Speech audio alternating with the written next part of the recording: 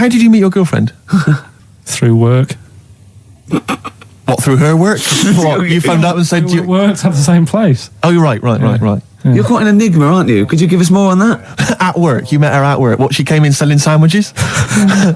She was going through the bins outside. What do you mean you met her at work? Why are you having an attack on me? You're the one who's sad and lonely. Oh, he's done you again. Yeah, but what I thought was interesting was I just scratched at him and he just went mental. Yeah, no, it's like a bear caught in a trap. It's funny, isn't it? You'll never learn. Come on. I think I've got SAD.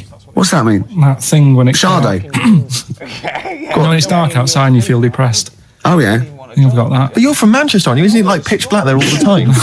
Isn't it like which countries? Is it Iceland where it's like dark all year? The land of the mole people. No, I was telling Steve before. In fact, I'm not going to bore you with it. Go on. What were we saying about? Well, you bored me with it earlier. Can't you bore him with it? Yeah, it's only fair. What were we saying about what? Wayne King. Oh, Carl, play a record. Oh, that's disgusting, Carl. You're a pervert. Tickets for K-Fest.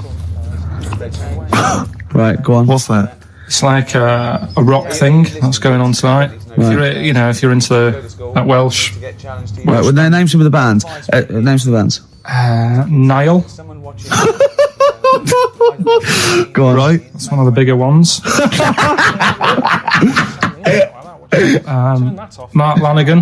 Who? Not Lanners. Is Lanners playing? He's not really. Yeah. Mark Lanigan really playing there? I think so. God, who's that? What? Who's that? Who is Lanigan? Is he someone you went to school with? Who is Mark Lanigan? Who else is on? Who is Mark Lanigan? Is he the promoter? Is there a baguette-shaped gap left in their holdall? So let's make some bread that you can fit down your trouser leg. What? That's not true! No, it's not! I read it in Euston train station. I was waiting to go back to Manchester. Where did you read these? Scrawled on the wall in graffiti. Yeah. Do you know was it also meet me here for cock fun at 12 o'clock? The upper crust sandwich shop, Euston station. It's on the wall. Ages ago. Yeah. Only people with money had drinking or something. One of my film reviews years ago. Welcome to History Now. Now, ages ago, only people with money had drinking or something. Keep going. Keep going. Like spirit and stuff. So they'd it's like businessmen. What's easy for you to say? This is getting to be cruel, isn't it? This is amazing. Yeah, go on. Why did you open your mouth? What were you hoping was the best that could happen? Because you were trying to make me look stupid before with the planet. So whereas you know. Yeah, go on, no, come on. Businessmen. No, businessmen with money. I've got to drink and ching. The pigs come, if you like. Sorry? What did you say? What did you say? What did you say? When you do what, Carl? What? What did you say? No, what did you say? Because I don't want to have to go to the radio authority again. What did you say then? Just remember. We are going out live, Carl. Yeah, remember Tom Binns, right? What did you say? What I'm saying is, why were they shouting Vera? Because pigs don't come to the name, do they? Hey? I don't know the ins and outs of pig, how to lure a pig into your trap. Can I just tell you some very, very interesting things about pigs? Please do. Right. One, everyone knows they have a corkscrew-shaped penis, right? A corkscrew-shaped penis. That's the tail, isn't it? Two, they can't look up. They can't put their head back and look up, right? Three, they can have a 30-minute orgasm. Rick, is it only pigs that have got a corkscrew-shaped penis? No, and landlords. Okay. Very handy. Right. And it was a Christmas play, and I managed to get a part in it. And, did you audition? No. Got a part in it, and I should have been playing the drums to the one about Kings. We Three Kings. Yeah. I was meant to be doing that, but Little Donkey came on, and it was one of the. What do you mean came on? That was like next up on the next song. Right. And it's one of them songs that you can't help sort of tapping along to. Yeah. Do you know like if I was to go yeah, you'd have to finish it with. Yeah. Do you know that they actually send that into space? Do they? And what, hoping that aliens will respond with that? Yeah. They do that because apparently it is one of them things that you can't help. What, even if you're an alien life form? Yeah. They know that, do they? Yeah. But anyway... What, because they watch Star Trek or something? Hello. Knock, knock. Yeah. No, seriously. Is it true, like, if you say no, knock, knock in his face, they have to say, Oggy, oggy, oggy.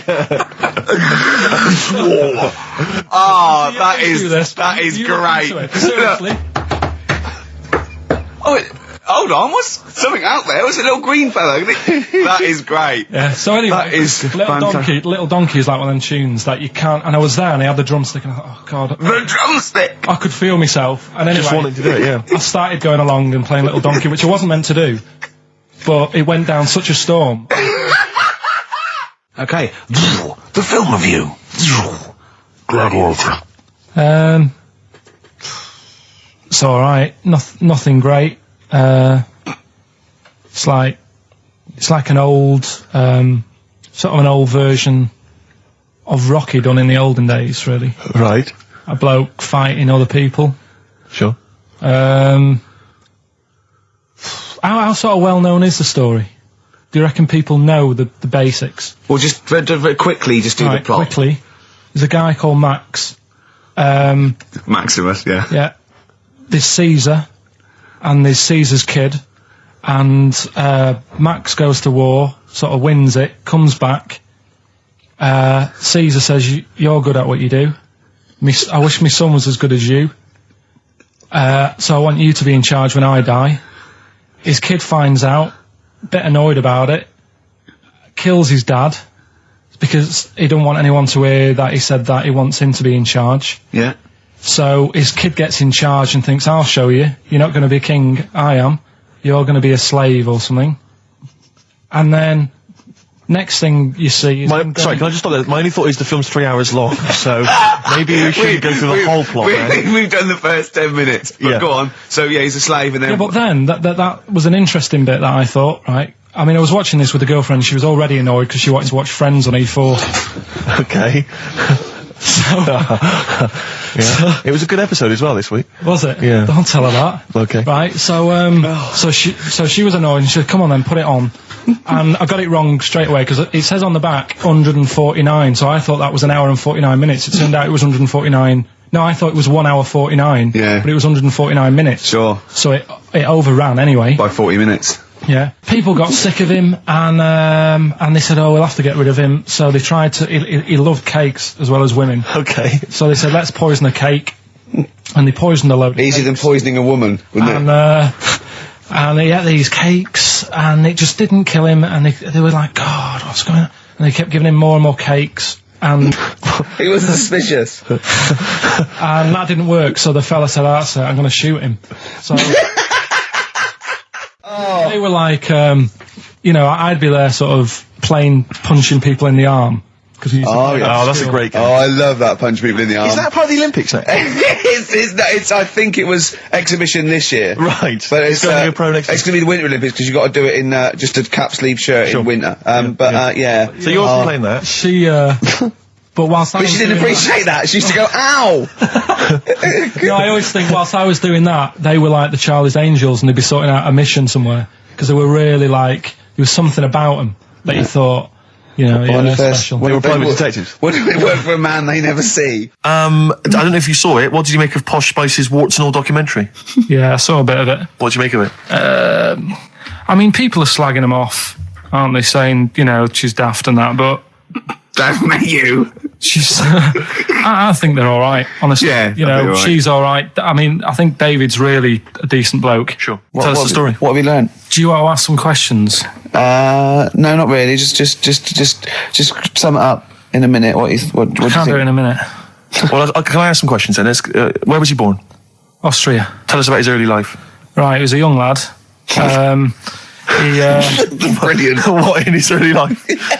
Okay. Yeah. What's the name? His mum was his dad's second cousin, which is a bit weird. Yeah. That is weird. They had 5 kids. Steve's going, yeah, it's usually first cousin where I come from. Oh, that's unfair, isn't it? There's no need for that. No, What do you do in your leisure time? I like, going out for food and that. Right. Foraging. What do you mean going out for food? Let's go. Like come have a little hole and go You're hunting. Yeah. This is Karl. He's hungry. But he knows he has to get to the greasy spoon by 11. Wow. Wow. Wow. Many of Carl's close friends have never made it across this road. There was a zebra crossing installed just for the safety of Carl. Beep, beep, beep, beep, beep, beep, beep, beep, beep. Can I have a bacon butty? And Carl is enjoying his, wow, but he has to get back. His girlfriend's asked for one as well. She's home with a PlayStation 2. Wow. Oh.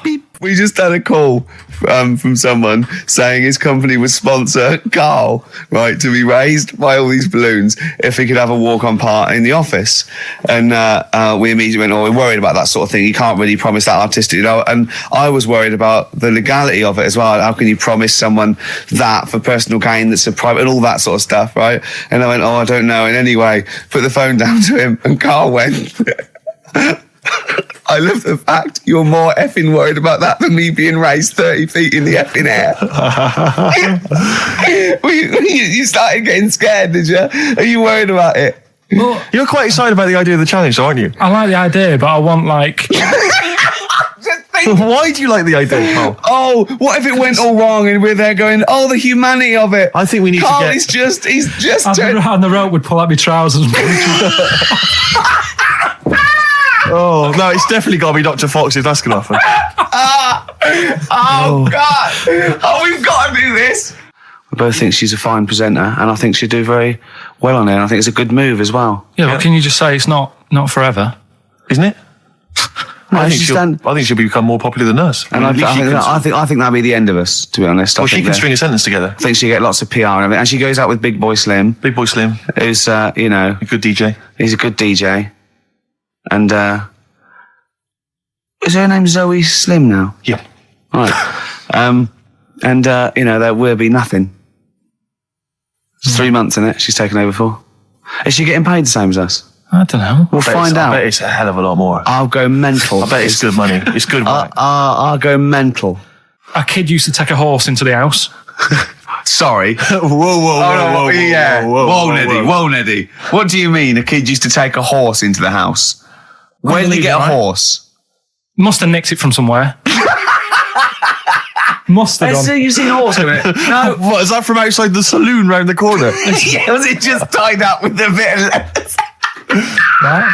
Oh, that's great. Big Jake come looking for it. I'd been out. Oh. Sorry, let me get this. This was before the lynching stopped or after? Where did he get a horse from? What do you mean he must have nicked it? His mum said, where'd you get that from? I bought it. All right then, but keep it out of the kitchen. I don't want you going cattling rustling. Where did he get a horse from, Carl? And how long did he have it for? Was he leading it or riding it? Mum, open the door, I can't stop. I can't stop it. Open the patio door as well. Looks like we got us a runaway.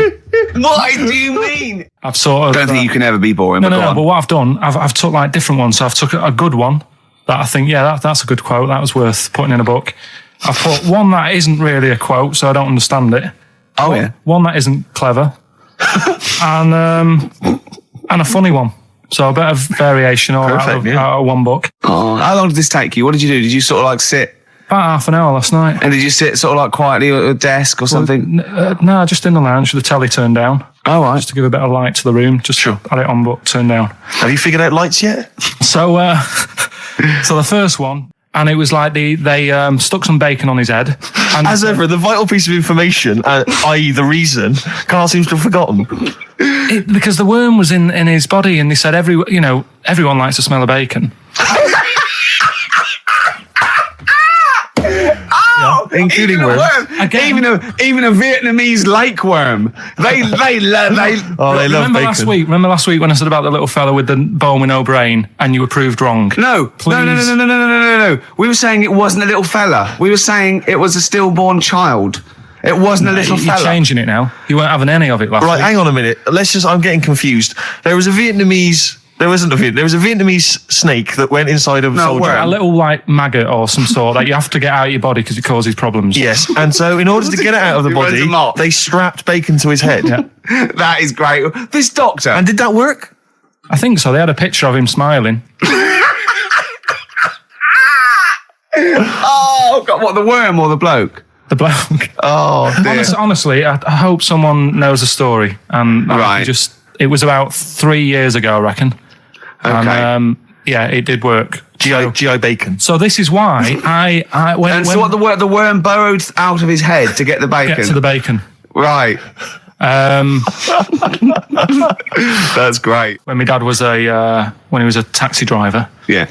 you used to have to sort of do your bit for the local area Oh, God. by taking the Forest Gump people to Blackpool.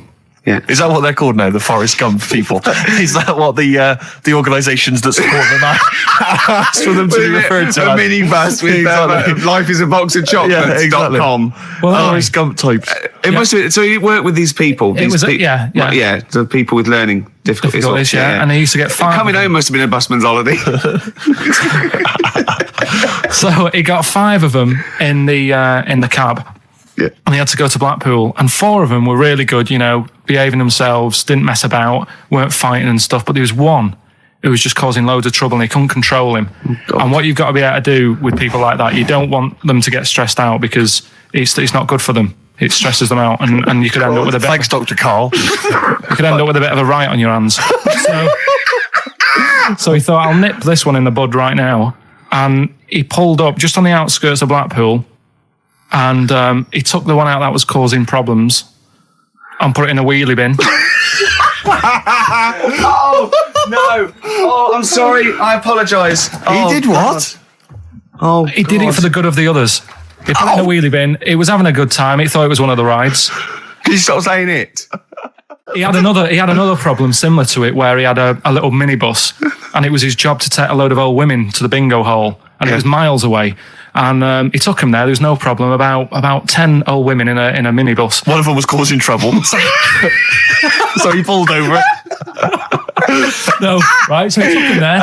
Everything's fine. He dropped him off. They had a lovely night. Yeah. Right? They had a lovely night. Won a bit of cash. Coming back, it's a bit of a late night, and they all started moaning at him, going, "I want to be dropped off here. Take me there. I want to be dropped off first. I've got to get up early. Blah blah. My husband's expecting me. I'm already late. Take me here first. Take me there." And he just pulled up in the middle of nowhere, said, "Get out." And he made them get out, and they all called for taxis. They charged that company who was meant to be taking him home in the minibus, and he got the sack. My mate, Anthony, his mum called up my mum and said, I've got to meet up with you. I've got to have a word with you. And she said, what about? She said, I don't want to talk about it over the phone. So she goes, oh, right. Well, yeah, come round tonight then. So anyway, my mum sees me. She don't want to be in an awkward position and be a bit embarrassed and what have you. So she sees me and she goes, right, Anthony's mum's coming round. What have you been doing? Yeah. So I go, oh God. I said, I've been nicking stuff. So she goes, like what? So not big stuff. I've had a few calculators and Mars bars and stuff. How many? I'll just work it out. Hold on. Works out at 7.2 per day. So how many calculators do you need? So it was when that phase. You failed maths, didn't you? Everyone wanted a calculator. It was like a trendy thing, wasn't it? Right. Oh yeah, in Manchester a couple of years ago. Yeah. So anyway, so I told her all this and I confessed to computers will make it there one day. I confessed to There's magic in the back of battery. Go on. Confessed to nicking all this stuff. She comes round. She only wanted to borrow some money. Brilliant. She said, oh, I don't like asking. I was a bit embarrassed to ask you over the phone, but can I borrow 20 quid? Oh, that's fantastic. And there's me. That's great. And it's similar sort of thing to yours. And did you? And he went, hold on, Mum, let's just work out the interest on that. I bank 10%. She'll owe you £4.40. Yeah. Oh, so your mum was a loan shark. yeah. And did she mention? She went, I just with that other, because what I'm saying is presumably you got your mate in trouble. No. Right, you didn't. She went, no worries, I'll just go and get my purse. It's on the dressing table. Exactly. Yeah. Carl, do you want a cigar? Well, quite, yeah, but what is exciting, surely, is the razzmatazz and the brushing shoulders with the rich and famous. I'm not into that. You're not? No. I don't feel you're going to appreciate this like we thought it's you would. It's weird, because Suzanne said to me this morning, who would you like to meet there? Yeah. Is there anyone who, you can get close to and it's like, God, I really admire your, big fan of yours or whatever. And it's me and Steve, so you're here now. Well, I really admire your big fanny. I didn't... What did you say? What did you say? You know, if you're a big fan of it. Oh, right. Oh, right, yeah. And, Sorry. there isn't anyone, really. Do you know what I mean? Isn't there? You know, you two are all right. Thanks. Jonathan Ross, is he going? He might do, I don't know. But hang on, wait a minute. I can't help but feel we could have exploited this more. We could have maybe run a competition to let someone win. Yeah. You know, if you're not going to appreciate it, Carl. Yeah. Are you going to get a trouser suit? Are you going to get a ladies' trouser suit? I just think then, if you go sort of like looking macho and walking down with him, you know, they know that you're not really partners. And I just think it's a slap in the face for BAFTA. That's true enough. No, it doesn't matter what you wear, though. Look at Elton Can't John's. you mince a little bit? Can't you at least sort of walk a little bit mincy? Because you've got such a macho sort of mank walk. Elton John's fellow doesn't look gay and stuff he wears and that, does he? Do you know what I mean? It means nothing. No, but that's because Elton's doing the work for him. No, but By dressing as like some kind of restoration dame. Yeah. right, Go on then, Carl. second one then. This is a bit easier, but I still think it's a good one. So this is, we should explain what this is if you just tuned in. It's one of those stupid lateral thinking problems. That Carl himself has created. Yeah, that was his homework. Right, this one. It's a fella. He has a normal day doing stuff. Nothing wrong with him. Right. And It's the twist in the tale. It's just like Tales of the Unexpected. Just a normal day, nothing wrong with him. Hold on, though, he's got the legs of a fish. Go on. So, that's why he's been hiding his legs. so Go on. he does his The normal, legs of a fish. Sorry, Carl, carry on. he has his working day and that, Yeah. and then he gets a bit tired. Goes to bed. He puts the light on, leaves it on, goes to bed. Oh, That's crazy. that's mental. I can't think what's happened. Anyway, here's Radiohead. Right, okay. What? The question is, why does he put the light on when So he's a going man, to bed? he's had a normal day, he's come home from work. Is that right? He's come home from work or he's not been working? Yeah, he's just been no, out? it's been working and stuff, I think. You think? You've made it up, Carl, you can decide. So is the question is, why has he put the light on when he's asleep? There's a reason that he's put the light on when he's asleep. Has he gone to sleep? No, Carl, don't shrug. You're meant to answer these questions. He put the light on before he went to bed. Yeah, and the question And you're he's asking gone me to is sleep, why? What's the scenario? And the light's on and Yeah. that, but he's gone to sleep. Yeah. He started reading and then he fell asleep. No. Did he he intentionally, for some reason, put the light on? Every night. It's mad. Sounds mad. That's Carl, doesn't it? Every night he does it. Yeah. He puts the light on when So- he goes to Light sleep. on, it goes to bed. Carl, is the point of this, he puts the light on for a very good reason. Not for us, but for some people. He's blind and it's always been on and he thinks he's turning it off, but it was on in the day and he thinks he's turning it off, but he's turning it on because he's No, blind. that'd be stupid. That works. No, that works great, Rick. Yeah. Thank you, Carl. So you've got to come up with what? Hang on. If What? you're blind, why would you put a light on? No, he thinks it's off. Yeah. But why would he turn it on anyway? Just think so he doesn't get burgled, so people know he's in because he can't see him. So he just he puts the light on when he's there, then he turns the light off when he goes to bed, so people think it's fine. But he's got it out of kilter, and actually he's walking around in the dark all day. I don't believe that if you're blind, you turn your light on. I don't think you'd be living on your own, would you? I'm not having that for a Do second. blind people live on their own? For a second. Well, some people do. Lonely blind people live on their own. No, if you got bad What, eyes. any of them women? Are there any blind women who live on their own? Rick? Well, never mind your concern for the partially sighted or sight impaired people coming to London. Get on with this. Yeah. So there he is. Yeah. It's like, a bit tired. Yeah. Just put the light on. Get to bed. Yeah. So he turns the light on and he goes to bed. Yeah. Oh. Should we play a track? He's not sleeping on the job. He's a lighthouse keeper. Well done. Is he a lighthouse That's not keeper? it, Carl. He's a lighthouse keeper. Right. Why wasn't the light on all the time? Because it's light in the day. You idiot. Play a record. What? Play a record. You're a buffoon. No, actually, the light isn't on in the day, is it? No, Rick? it's not. I think you're the buffoon. Oh, yeah. Carl has won!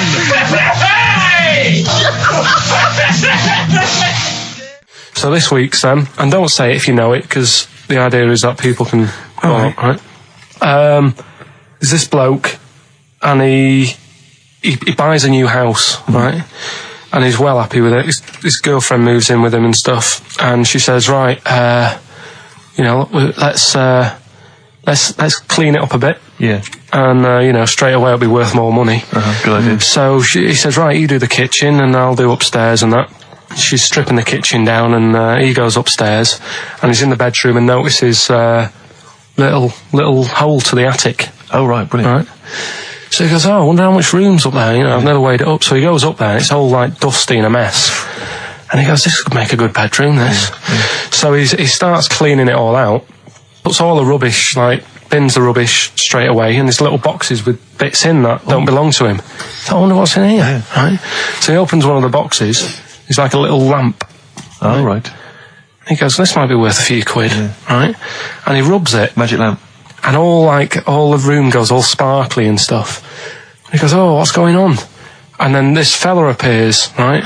In a nice sort of pair of 501s. Right. And he says, what do you want? I know already. So all the first bit is irrelevant. Yeah, but it's about building the story, isn't it? So don't say anything. If you think you know it, Steve, do you know it? I don't. So I just quickly recap the end there. I almost missed the end. So there you go. He's in the attic, right? His missus is still downstairs. She's not up there. Okay. Right? He's on his own, and he cleans this lamp, right? Yeah. And this fella appears out of all this smoke, and he's wearing a nice pair of 501s, and he's wearing a shirt, and there you go. What's the song? What song are you thinking of? The lines are going mental. Because it's so easy. Let's play a record, Carl. We'll come back and we'll find out if anyone's got that right. That's a great one, Carl. Really. Right. Did you just come up with that? Literally in the last 10 minutes. Genius.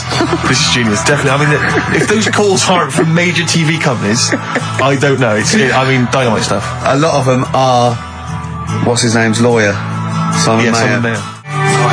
Little by little. That's my favourite thing I've done for years. Yeah, not bad. That's great. Back to form there. So, okay, line. The lines are going mental just because it's easy. Go on then. So the first one to get it. But well, it's not that though, Rick. I mean, Carl has just decided to revise the actual rules of the competition. Yeah. So that we've decided is very easy. So that's now a qualifier. And so then they have to answer one live. Exactly. So whoever gets that one right can play for a quick big money. one as well, because some people will lose the will to live. Just cut to the chase, and because they've got to qualify now, we're throwing an Office DVD that aren't ready you'll sign yet. that, won't you? Yeah.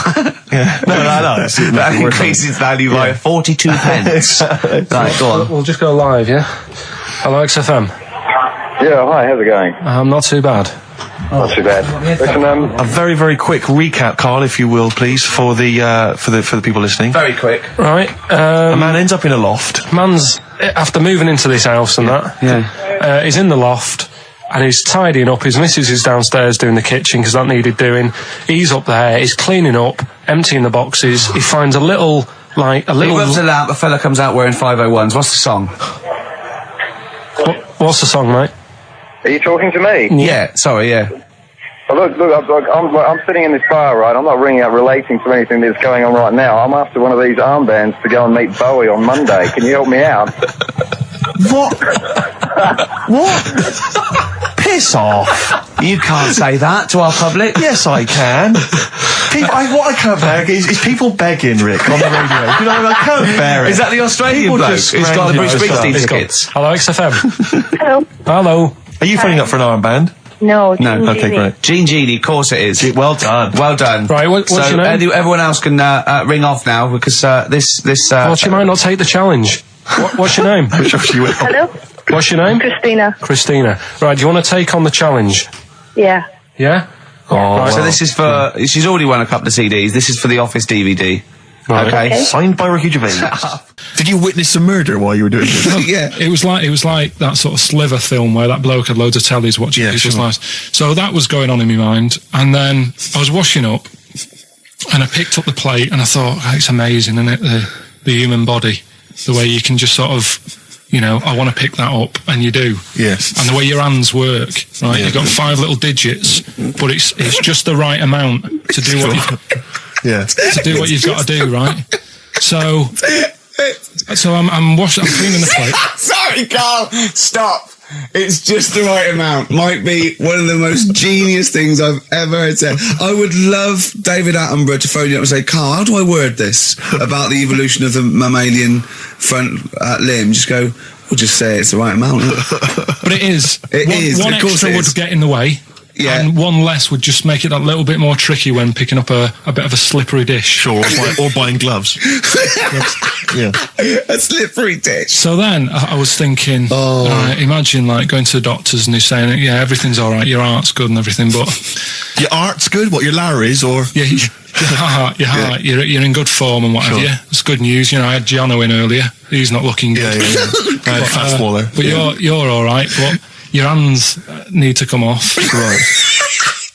Blimey. That's bad. Like, I get a second opinion initially.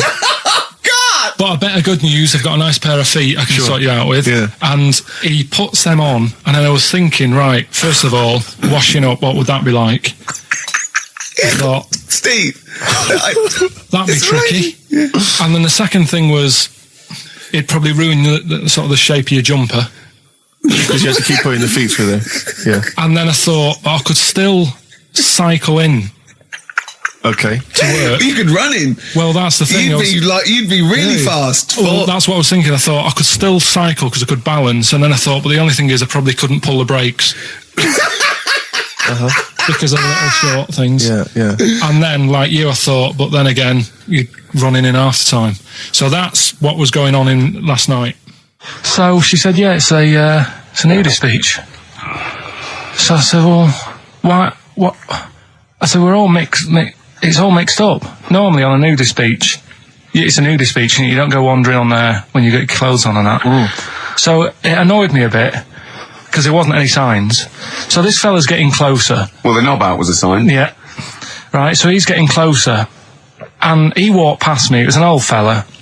And he walked past and he had a hat on and a little pipe and a big rucksack on his back.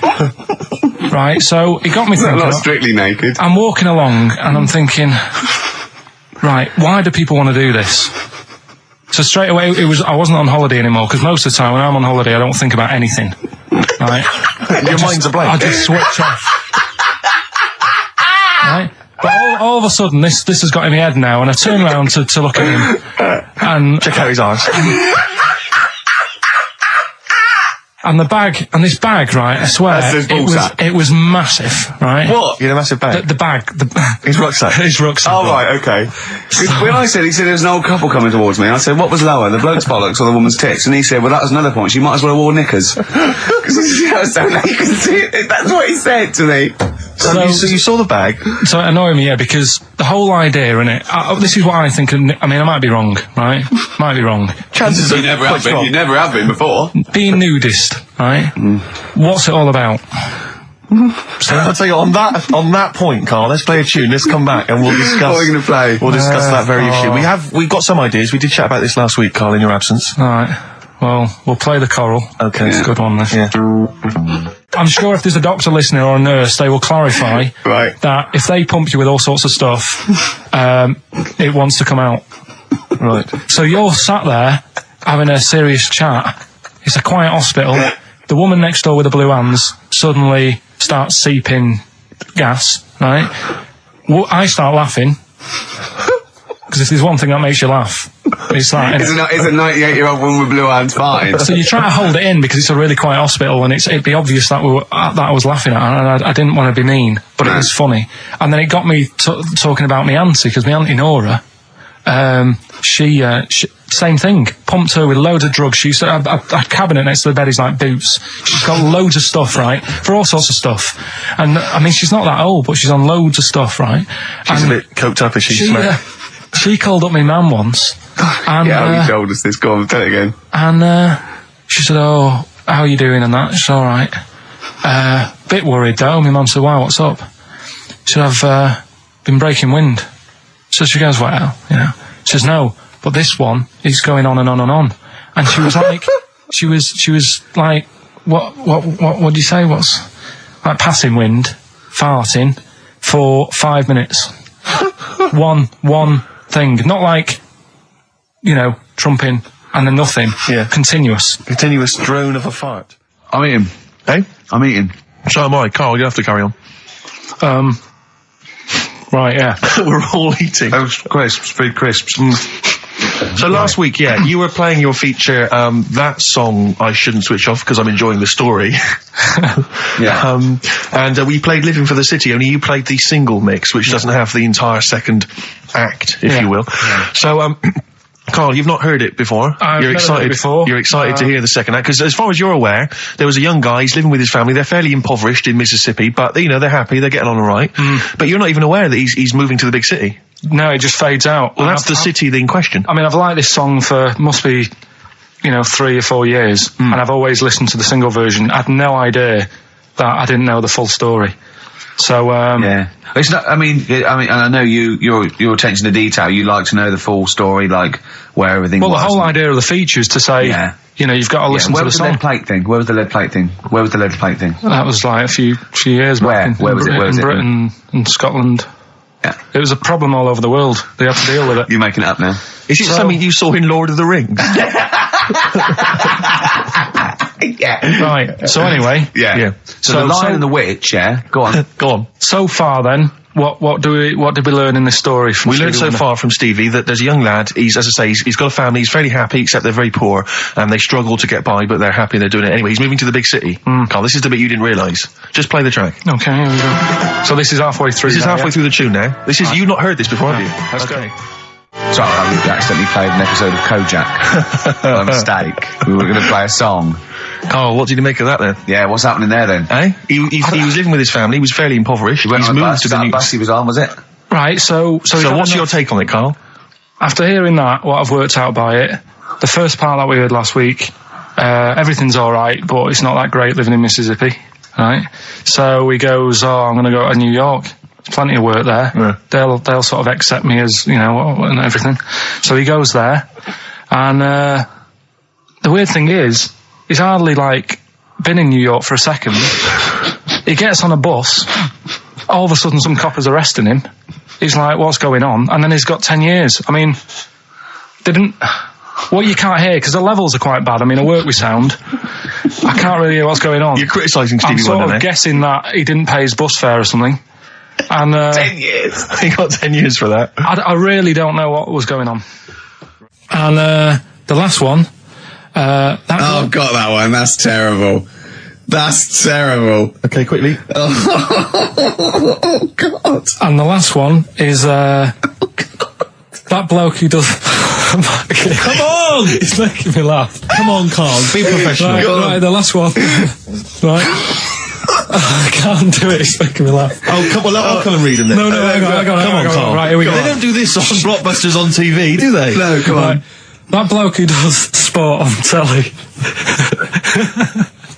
He's got a little kid, right? Initials DC. What? Is that I'm the completely clue? confused by that. Was that the clue? Yeah, that bloke who does sport on telly. Yeah. He's got a little kid. Initials DC. Okay, is that a band?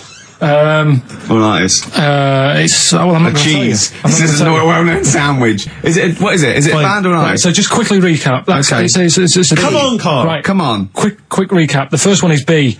I don't think them birds should be around in this area. Right, that's B. Right. Second one, he doesn't like women, yet he's got a few kids. It's a bit weird. That's PD. And the final one, that bloke who does sport on the telly, he's got a little kid. Right. DC. All right, and it's ricky.gervais@xfm.co.uk if you want to enter for Hellraiser. Oh, I'll tell you what, continue to do a little theme of some old stuff people haven't heard of. If you're under 30, you probably never heard of this band. It's also a new thing I want to introduce. It's Show Up Camfield. Camfield talks the talk, he doesn't walk the walk. He doesn't play some rock classics on his show because he's scared. I'm going to play the tracks that Camfield's too scared to play. This is Kansas and Carry On Your Wayward Son, alright? Kansas. Carry on your wayward son. No, again, I spoke to you in the week, and I had much better things, like when I tell you about Brian Blessed climbing Everest, and for some reason it made him, it played havoc with his belly, and he followed through, and he had to clean up. Shut himself? Yeah, using ice and snow. Why are you telling me that Brian Blessed, in what way is telling me that Brian Blessed shit himself once in any way educational? Because I was saying how he was climbing Everest, right? Right. I give it to him, he's an actor and that, but he gave that a go. Yeah. Right? It played... What's the point of that, you'd say, wouldn't you? You'd say, God, he's he's so he's alright. Me doing a boxing match for no reason is rubbish, but him climbing Everest and shitting himself, Yeah, he did that. It's commendable. Right, and he's only going to, go and do it again. He's going to climb it again. Yeah, but he might not shit himself this time. Yeah, but what's the point in going? Nothing's changed up there. Yeah, good point. Yeah, It should be. Well, it has. They've probably cleared it up by now. Right, but it's sleep on it. I can't even be bothered telling you this one because. Come on, to be just honest, do it. Or do it now. Steve, how we doing? Look, no, never mind that. Look, just tell me what that means. Oh, he's a nuisance. Oh, this is so annoying, Carl. I'm going to go mental. Right, talk. Right. Listen, I'm just putting Right. this in here, right? Right, nuisance is a bit of a nuisance. Yeah. Apparently, the old fella who used to hang people. Yeah. He used to be able to tell somebody's weight just by looking at them. Right? That's a bit of a bonus fact. We'll be the judge of that. The thing that I wanted to tell you is money for old rope. Do you know what I'm saying? I can't even be bothered. Yes, you're going to tell me now. Come on, Carl. I mean it. Basically, money for old rope came from the right. What was all that about? You can tell someone's weight. What was all The that bonus for? fact. And blind blessed shitting himself. What are you? What? Look at you. No, tell me that now. You nearly made me swear. Then, I'm getting really annoyed. I'm getting really annoyed now. Tell me this back, Carl, or I'm going to go mental. Come on, Carl, time's running out. More that people years ago, when people used to be hung, right? Right. If you didn't like the person who's been hung, you'd go, God, I really don't like him, and so you never forget the Because time. even if they're being hung, we take that as read. Yeah. So they never forget afterwards to get the hangman to get the rope and to cut it up into little pieces, and he'd sell them. He'd sell the little pieces of rope to people. See, Carl, that's the most interesting thing, if it's true, that you've come up with. Right, okay. And so so they sell the rope? They sell the rope, and it's money for old rope. Money for old rope. Meaning, like, God, it's easy to make money. All they have to do is cut it up and sell it. I'm cynical. Sorry, you were telling us a story about... So anyway, she'd get the newspaper, right, and she'd stick it in front of my eyes, and... What does that say? Go on. So she'd You inherited a lot from your mum, didn't you? So she'd cut me fringe, right? Yeah. Well, then she'd go, it's not straight. It's not very good. So she'd go again, and she'd keep going. And the problem Is that why you're bald now? I was going to say, is this that you have got hair, but she has to get it right. Yeah. It takes her to the back of your neck to get it even. She sort of removed the newspaper, and she was like, oh, God. And I said, what? And she goes, oh, I'm sorry. And like... What, did this happen every Sunday? Can I ask you, Carl, when she was cutting your hair in this picture, do you think she was maybe sidetracked by an interesting article in the paper and really wasn't paying attention to what she was doing? Or did her favourite hymn come on? Yeah, and she started or Compo was rolling down the hill. in a bath. So I ended up with a fringe sort of on the back of my head because she just kept going further and further. Right, there's a little midget. Right, there's a circus. I'm loving it already. Circus going on somewhere. I think it was in America. And is that present day or old times? I'm talking in the last 3 weeks. Okay. Right, little midget. Circus, really packed out show. People are loving it. Right, Steve, you're asked the same question I did. I know. So there's a little midget jumping up and down on a trampoline. What circus is this? Right. I'd pay good money to see it. So everyone's clapping, and he's getting carried away. Because he can't believe they're loving it. I didn't know they'd like a little person on a trampoline, but they love me.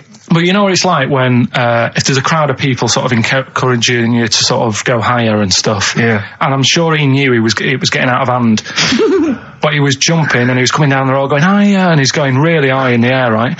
So he's doing this. Crowd are clapping. There's a hippo, right, just sat next to the trampoline, getting ready to come on and do his act. Oh, right, I thought he was in the audience. Getting ready to do his act, Steve. So he's a ventriloquist. What do you mean he's sitting by the trampoline waiting to do his act? Because why does he sit in the dressing room and they go, 5 minutes, Mr. Muss, 5 minutes, Mr. Muss. So anyway, right, so the hippo's there. He's getting annoyed, is he? Because the midget's He's going, how can I follow this? This is really annoying. They're going to be, no. So he's thinking, he's already done the trampoline, my pogo stick act is never going to work. Yeah, go on. So there's a hippo waiting. See, it's a great story, and I just know he embellishes it or it gets slightly wrong. Go on. So there's a midget jumping up and down. The hippo's getting annoyed. The crowd are going mad. The midget's loving it. Can't believe his luck. Although you think he probably knows he's dicing with danger. Yeah. So next thing you know, they're all saying higher, higher. He gives it one big, heavy sort of landing on the trampoline. goes really high, but goes off at a funny angle. Oh. Hypotenuse. Okay. Yeah. And sort of flies up. Sure. Flies off at a funny angle.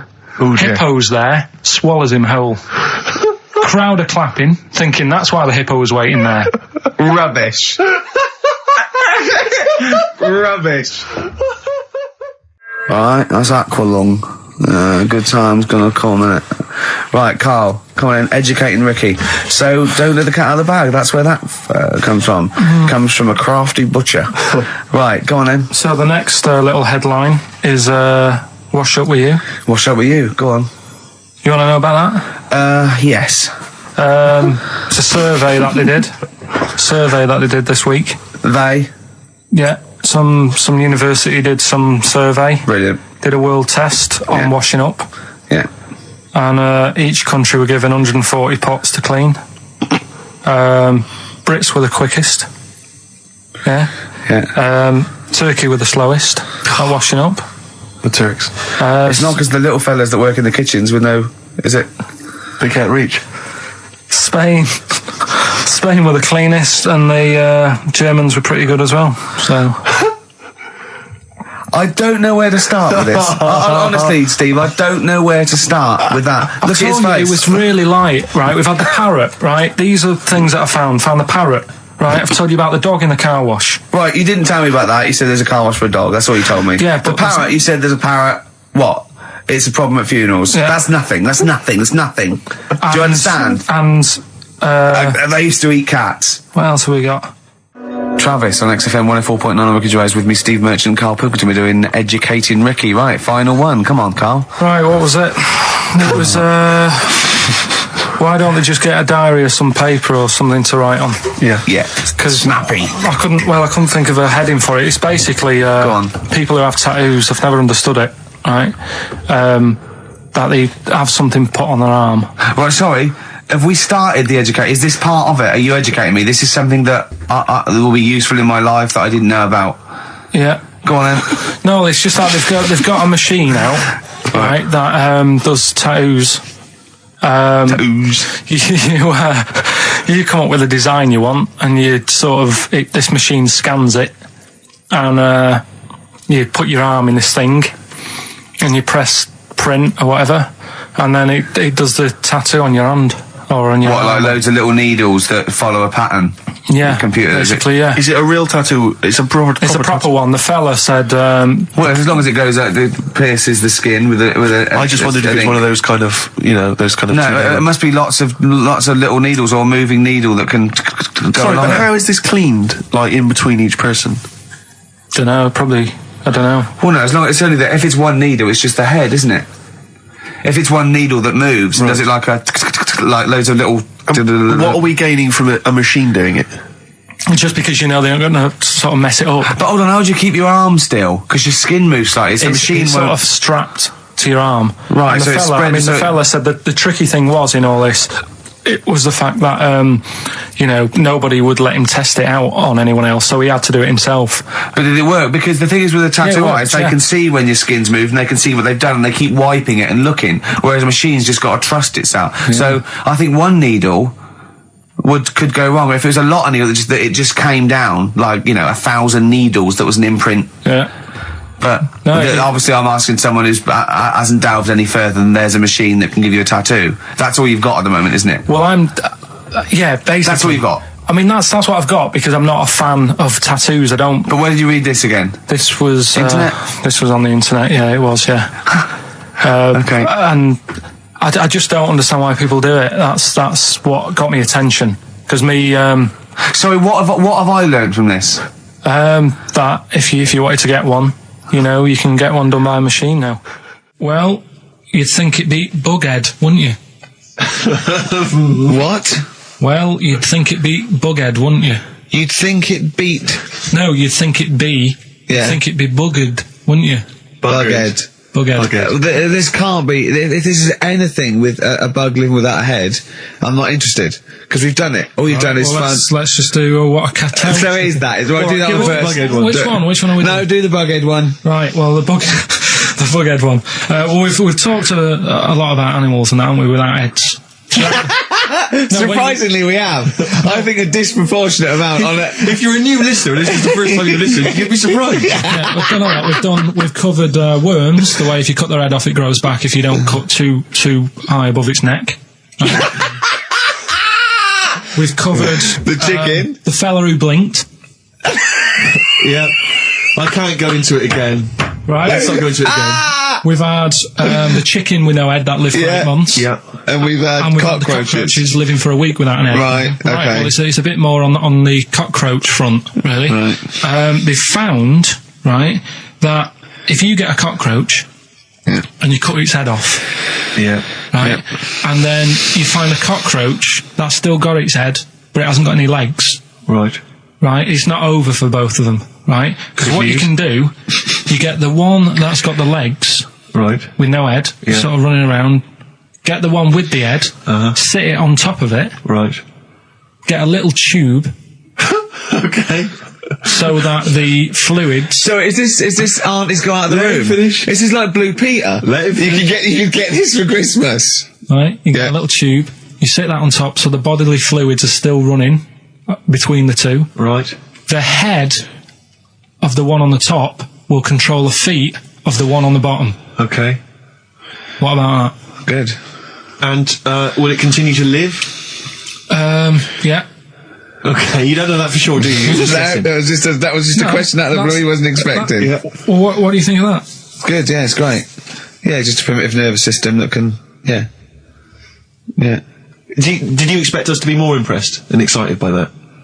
Did you fall off your chair when you read that? Did you literally topple off? Snowbird from Mark Eitzel, part of his covers album. He's so happy that the XFM listeners understand his stupid clues, and he knows it annoys me. We've got some right We'll answers be from giving out the Rock answers just quickly, just in case someone sort of missed one of them. I'll just quickly do them, yeah? Yeah, go on. First one, there's a load Short of letters. show. There's a load of letters there asking for advice. Put them on Claire's desk. Oh, well, Merry Christmas. Ask your mum if you should. Oh, well, Merry Christmas. And a couple of people were arguing in the supermarket. It was at the fruit Christmas, and that's veg why. counter. And that's B. Okay, we'll give those answers out shortly. Yeah. Right, here's the last clues of the year. You had, there's a load of letters there asking for advice. Put them on Claire's desk. Go that on, was no idea. F. That was for foreigner. For Rayner. I don't know what you mean. Claire Rayner. She took advice. She gave people advice. So that's a foreigner. That is shit. Right. I'm sorry. That might be Christmas. That is absolute A garbage. lot of people got the right answer. I know. Yeah, well, that well, annoys right, me even well, more. Number The two. second one, ask your man. Foreigner. Yeah. Foreigner. Second one, ask your mam if you should. That was S. That was Shalimar. Shalimar. Right? No, bizarrely, what was the clue there? Ask your mam if you should. No, we got a lot of people saying Smashing Pumpkins as the answer to that. But I don't know who's saying that today, Mum. Smashing Pumpkins. Merry Christmas, Mum. Smashing Thanks Pumpkins. very much. Nice bollocks. Yeah, exactly. Oh, that's great. That's great. Right. Smashing Pumpkins. Wow, here's a bit of a turn up for the books. Karl Pilkington on the line. Right. Yeah, where you been? I'm off ill, aren't I? Right. Okay, what's the matter with you? Just a bit bunged up and that, and got the shakes, got that sort of, that shaky thing to get. Yeah, that's because you didn't eat last time when Suzanne was at work. Yeah, well, I think that's what brought it on. Plus, she was away in the week, and I put some wet jeans on. And I think that's what's caused the problem. When did you put them on your head? No, they were just on the Maiden, and the legs felt dry, but they Just were on the at what? work, On the I what? Have realised. you got the maiden? What was she doing there?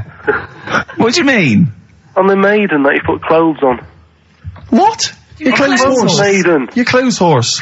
Well, yeah. Right, okay, so you put wet jeans on, yeah? So that's why I'm ill and that. I'm Right. not having a good time. I've been watching the football. So you're just sitting at home watching telly where you could have been sitting here? Well, I would have been better off there because I've got a chair there. I've got no chair at home at the moment because Why? I sold it last week.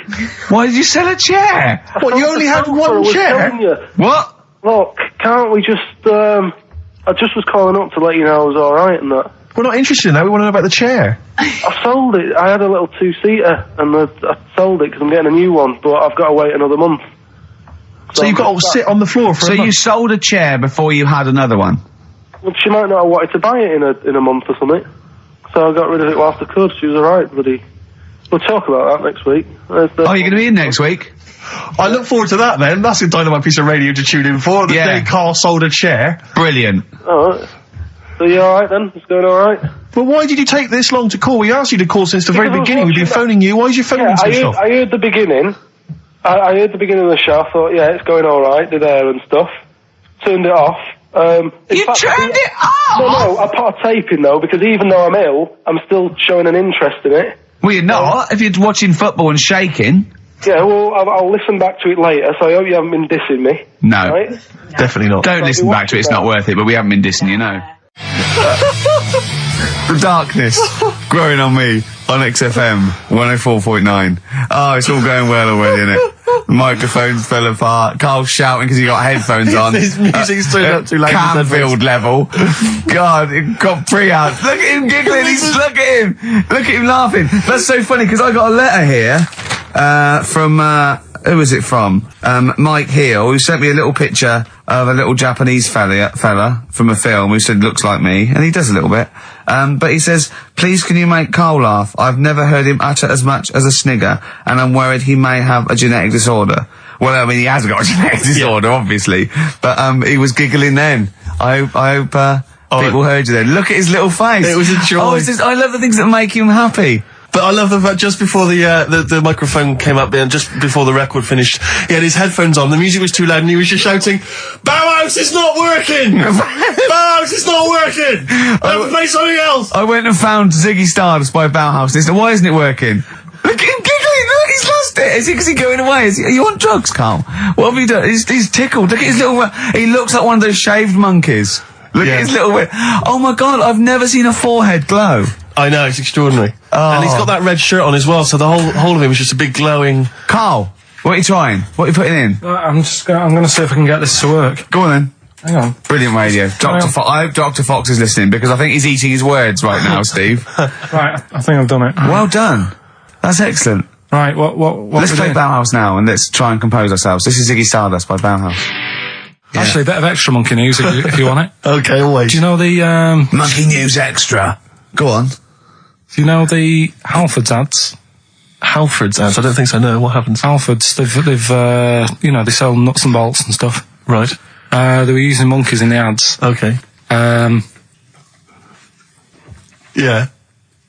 And what happened? Don't they sell bikes, Halfords? Well, mainly. Bicycles and motorbike stuff and that. Okay, so they're using monkeys in the advert. What happened?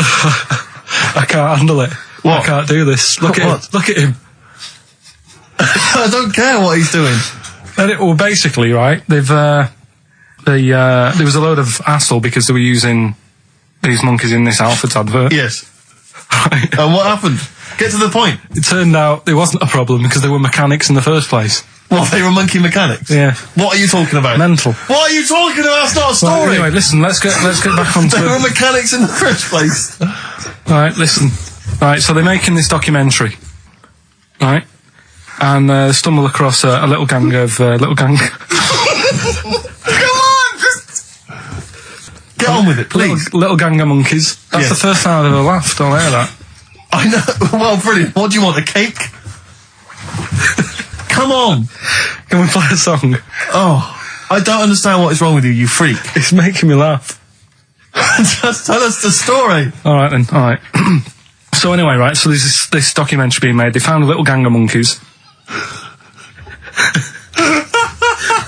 Right, play a song. I don't know what's going on here. I apologise. It's just if you were looking forward to monkey. Got to hide your love away. According to the Beatles on XFM 104.9. I'm Ricky Gervais with me, Steve Merchant. Right, Carl, come on. Monkey News. Where everyone's composed. The jingle, please. Oh, chimpanzee that Monkey News. Excellent. Okay. Right, where were we? We were just start again. There's some people making a documentary. For what? Okay. Making a documentary in a jungle and that. Right. Stumble across a little gang. Okay, come on. All right. A little gang of monkeys. Yeah. Oh, come on. So the camera crew are there filming it. Yes. Everything's going normal. It's all fine. Nothing odd about it. Okay. They're not running a restaurant. They've not got any barber shops. Nothing. No. Just regular monkeys going about their business. Yeah. So anyway, What normally happens is the monkeys sleep with the partner. They do what? They don't sort of sleep around in that. Once they find a girlfriend or the boyfriend or whatever, they stick with them, right? Okay. But anyway, they were watching this one, right? And it's going around a bit, sleeping around. Oily. And it was getting fatter. They thought, this is a bit odd. Yeah. Right? So followed it round and see it having it away. Turns out, little prostitute.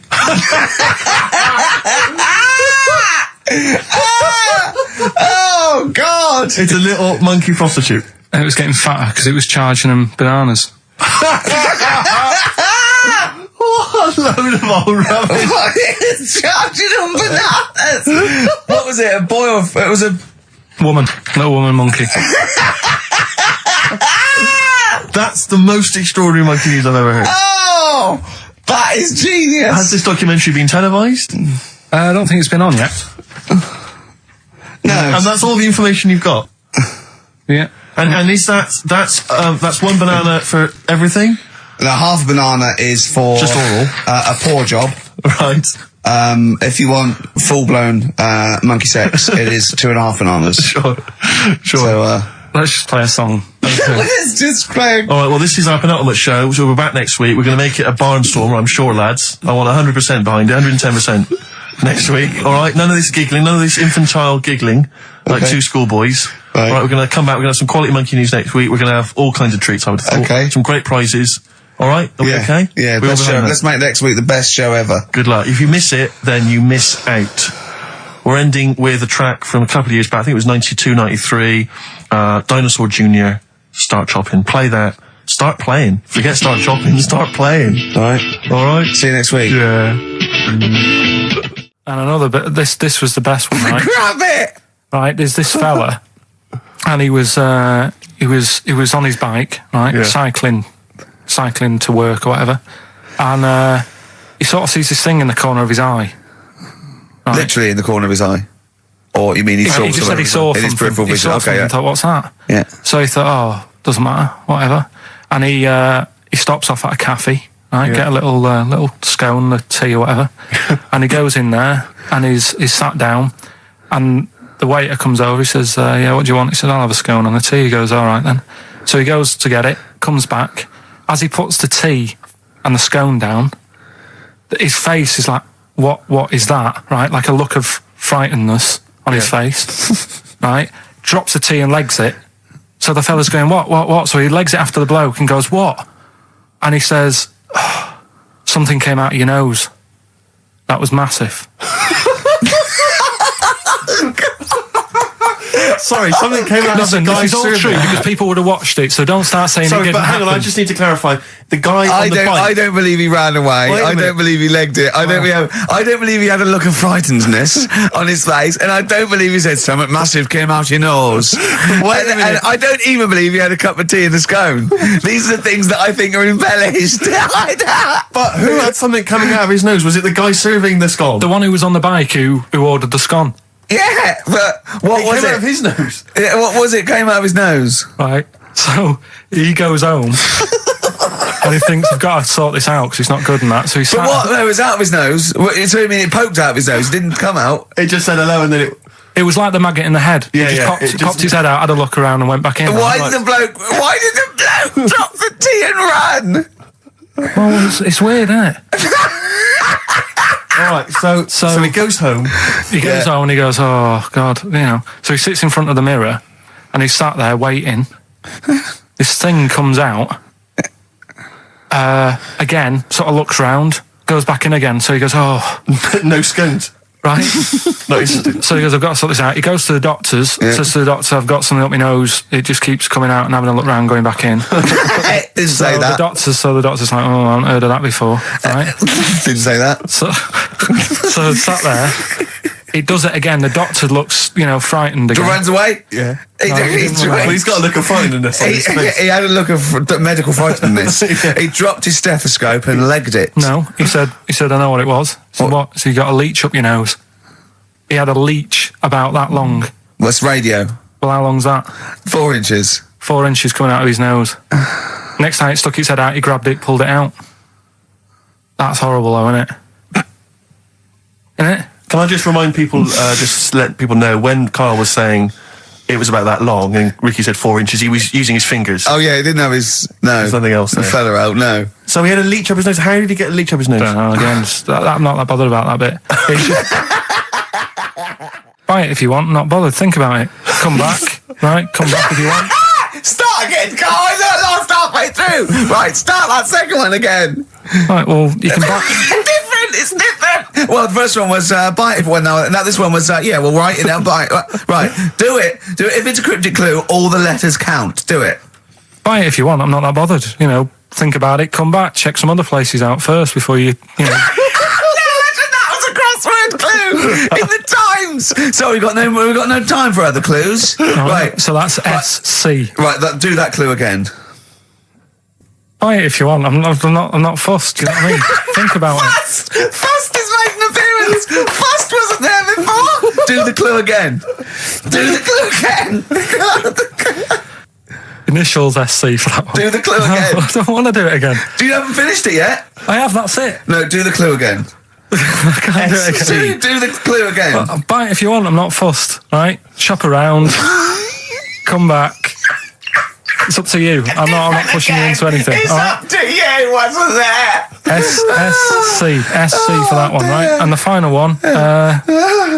That's good. I can play 10-pin bowling again.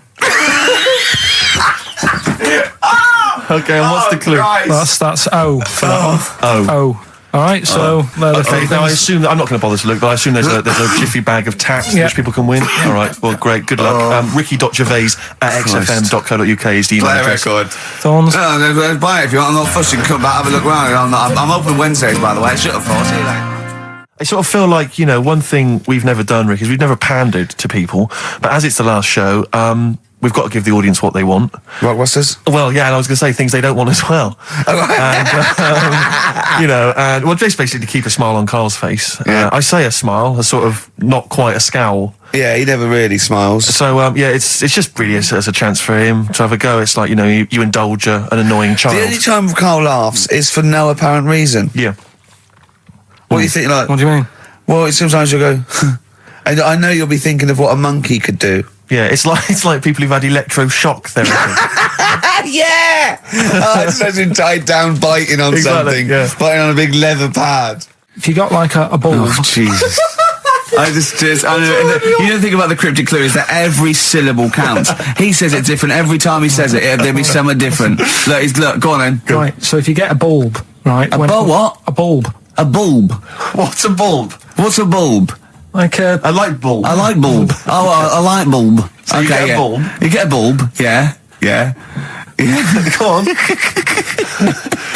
He's gone. Right, go on. so you get a bulb. Right? Yeah, a bulb. Yeah. You got something in your throat. What are you doing? You eating a gobstopper? What are you doing? We'll play a song then. No, come on. Get the clue out, for goodness Go on. sake.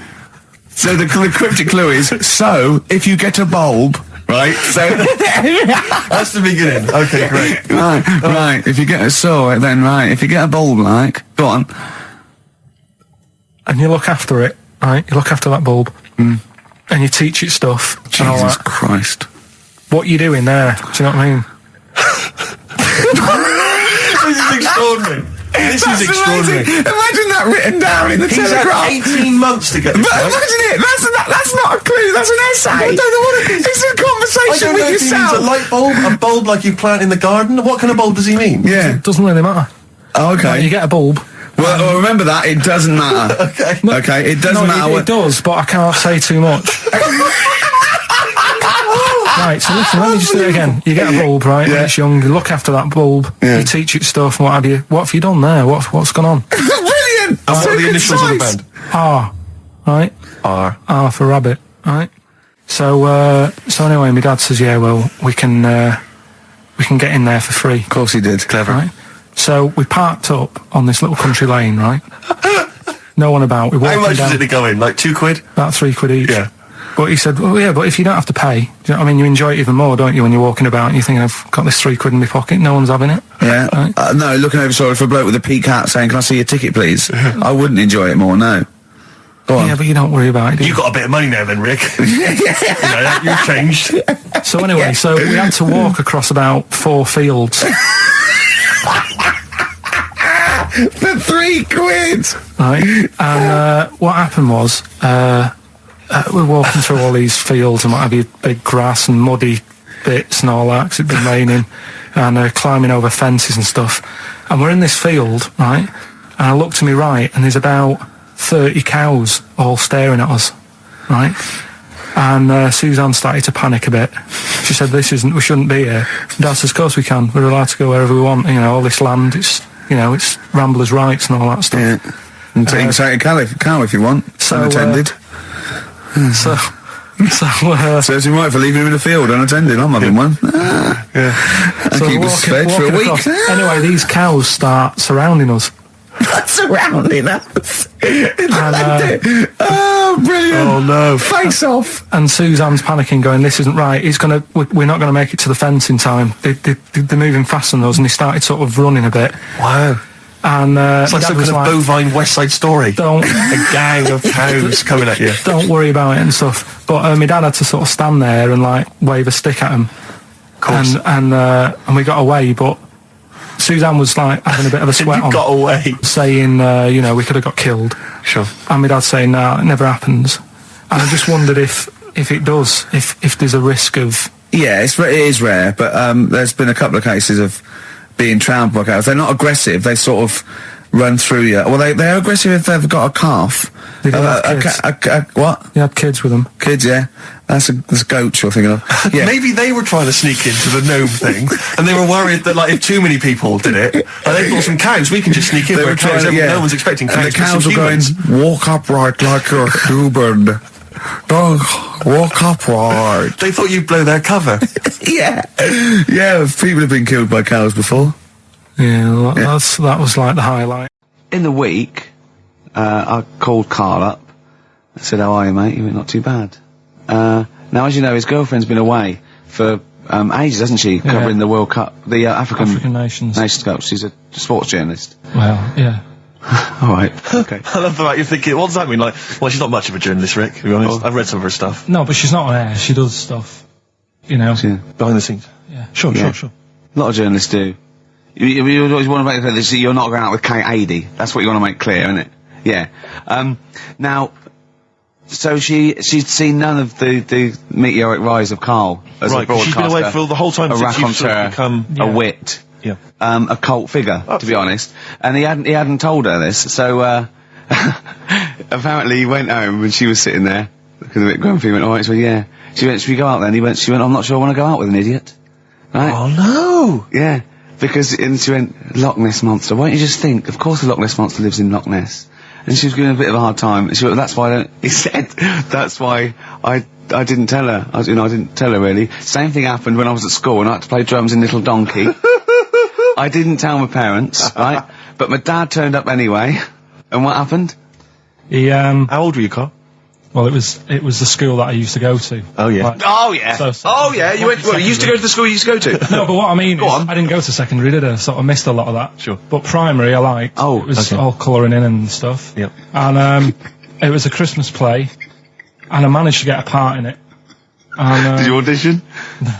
got a part in it, and I should have been playing the drums to the one about Kings. We Three Kings. Yeah. I was meant to be doing that, but Little Donkey came on, and it was one of the. What do you mean came on?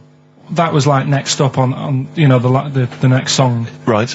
and it's one of them songs that you can't help sort of. Tapping along to. Yeah. Do you know, like if I was to go, Yeah, you'd have to finish it with... yeah. Do you know that they actually send that into space? Do they?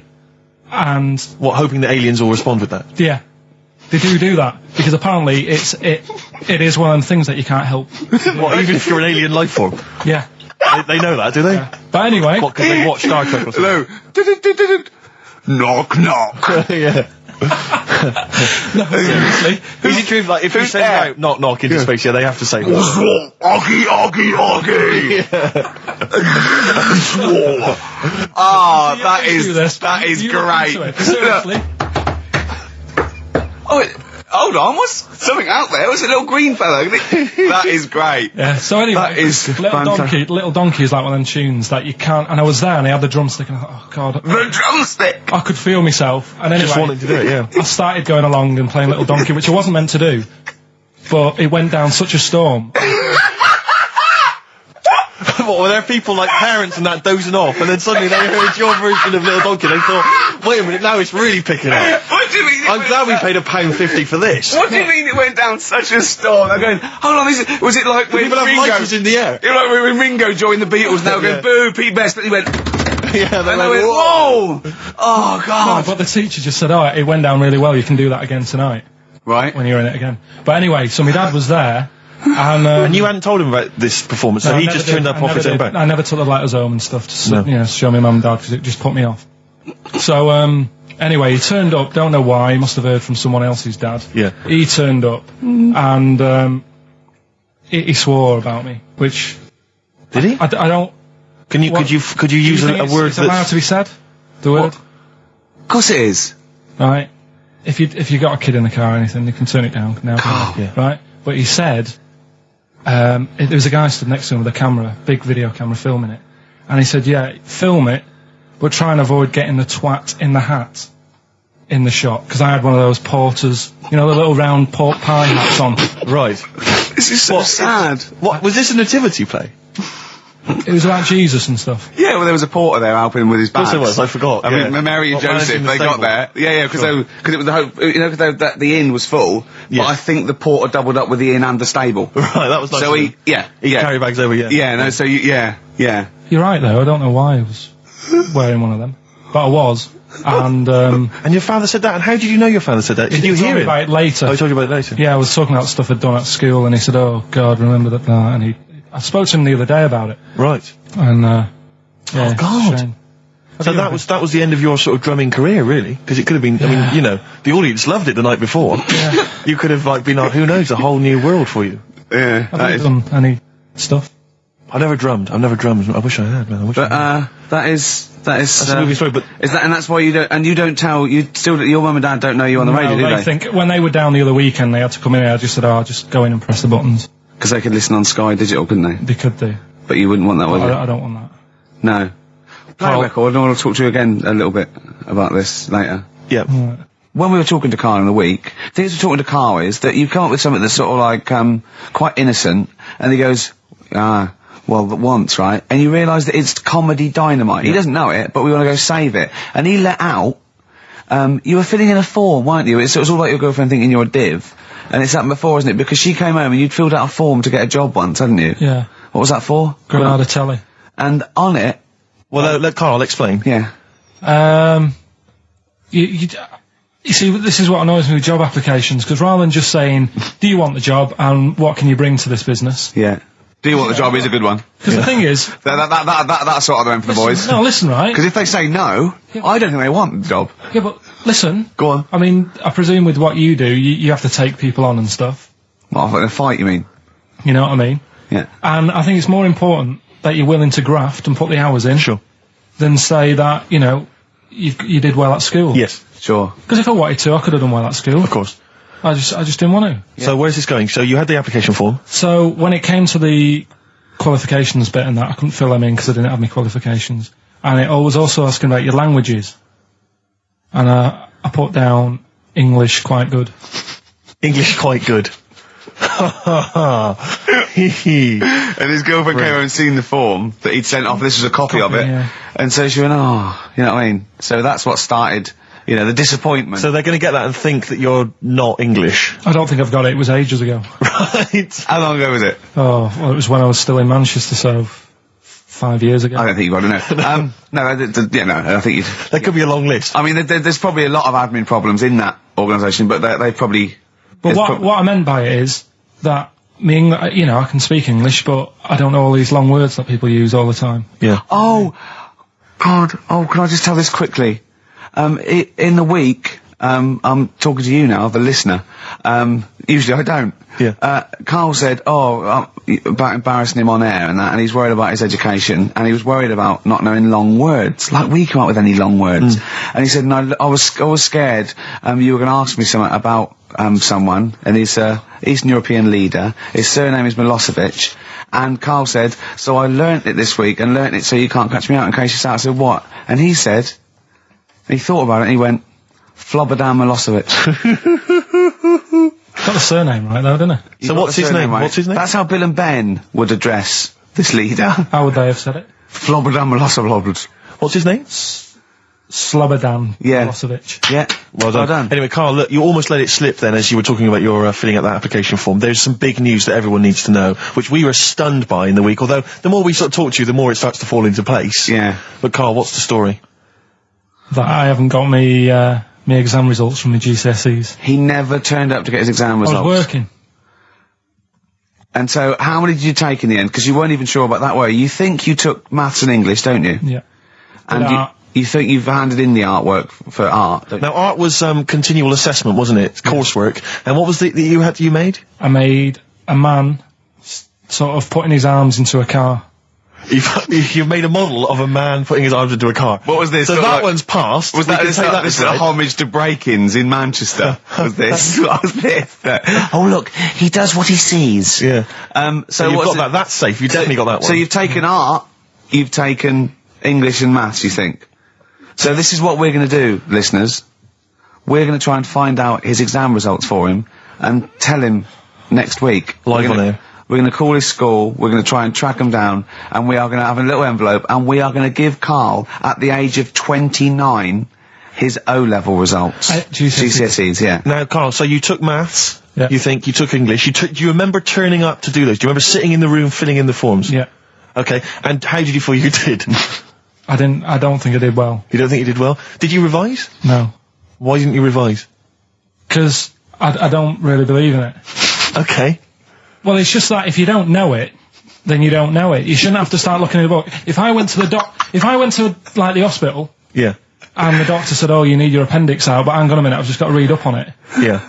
That isn't good enough. Okay. He should know, and that's the way I feel about it. To be fair though, He did do the revision beforehand. yeah, they don't usually pass on, like, maybe, like, when they're in practice. Yeah, 7 years information down they the took in line. by osmosis. Yeah, yeah, and bloke comes in and goes, can I just see what you did with that? And I goes, you've passed. Yeah. Phew.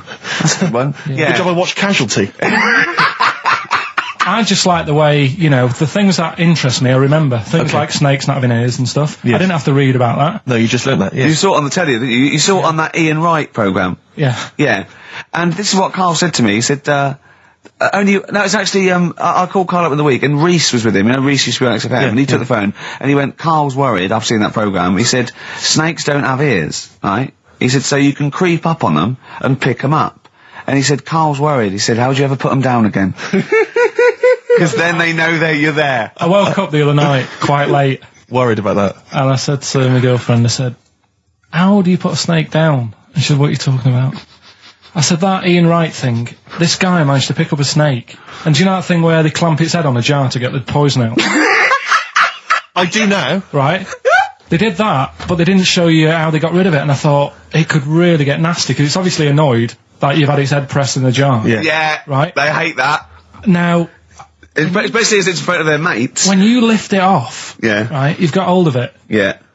If you go to chuck it down, it's going to turn on you. It's going to go wild, isn't it? So, I just wondered. Well, what you do is you never put it down, Carl. Yeah, that's why That's what that bloke has got about 11 or 12 just carrying him. Exactly. Yeah, you never put it down. You sling it. Who cares? You just throw it, don't you, really far. That's not that. I don't think you should throw. But Carl, listen, don't worry. We're not asking you to get involved with snakes. We're just asking you now. You've done maths, you think? Yeah. Did no revision for that. No. Okay. English. Do you remember what it was? Did they ask you about Shakespeare? Did they ask you I about can't books? remember, but I must have done it because I thought that was... It was English language, not English literature, wasn't it? So it was Was it like spelling and all that So sort was it? No, was it like a comprehension? You read a passage and had to ask questions on it. Was it? Did you have to write a short essay? I don't know. I can't remember any of that. Okay. I did a science. Okay. Physics or chemistry? Physics. All right. Well done. And this is all you think? You actually took that. You actually took physics GCSE. You think? You're obliged to do a language, I think. Did you do French? I did French for a bit, I don't think you are. I don't think you have to do a I language. think you have a GCSE, I think you've got to. Well, English quite good. I think that's his language he did. So you don't know about language. can't History? remember. Geography? Just what you will find out, won't we? Okay. But you just can't remember. I can't believe you can't remember turning up for these things, because it's quite a big moment in people's lives. It is the thing that you've been working to all of your educational life. On the day that the things came out, I was working at as a printer, Okay. and it was a really busy A lot of day. spelling mistakes. That It was day, a really that busy paper, day, wasn't so it? you're bound to forget. Yeah, the yeah. exams. No, but I had to use gold ink that day. Oh. And it's, Yeah, I mean, you're yeah, not a yeah, printer, yeah. so you don't know. No, that's the biggie, innit? But it's tough. You've got to really get your rollers clean. Carl, play a record, mate, and good luck with the exam results. Hopefully we'll have them for you by next week. It's time to give Carl... You're actually nervous, aren't you? I'm a little bit nervous.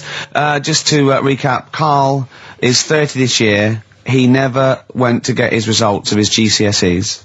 So myself and Steve took it upon ourselves to phone his school, track them down, and we actually got your results. What did you think you took? Did English, Right. maths, Yeah. art, Right. and I think I did physics. Okay. Well, you didn't do any of them.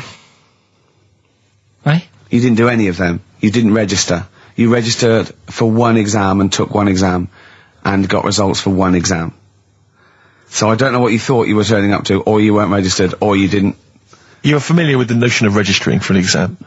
You have to kind of officially register in order to be eligible. What do you mean, register? I turned up for a couple. Yeah, you can't just show up. You have to register for them. You have to pay this because it costs the school money, so they have had to have paid for you if they thought you were going to pass. You can't just turn up on the day and ask for some paper at the front. I never got a letter telling me that. Well, that's because you were never at school. But you did somehow register or registered for one exam. You registered for history. It's a topic that you've always been interested in.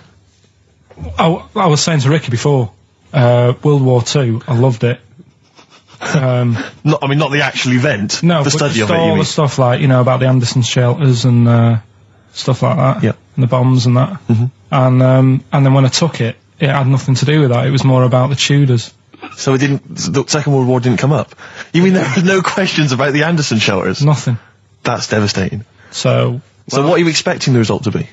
is that seriously? Is that it? Yeah, it's the only one you took and registered. As far as the school is concerned, or yeah. certainly in Well, it's the terms only of one what that they told counts. us. It's the only result. It's the only one that counts. Yeah, you've got. I don't. Did you register for yours?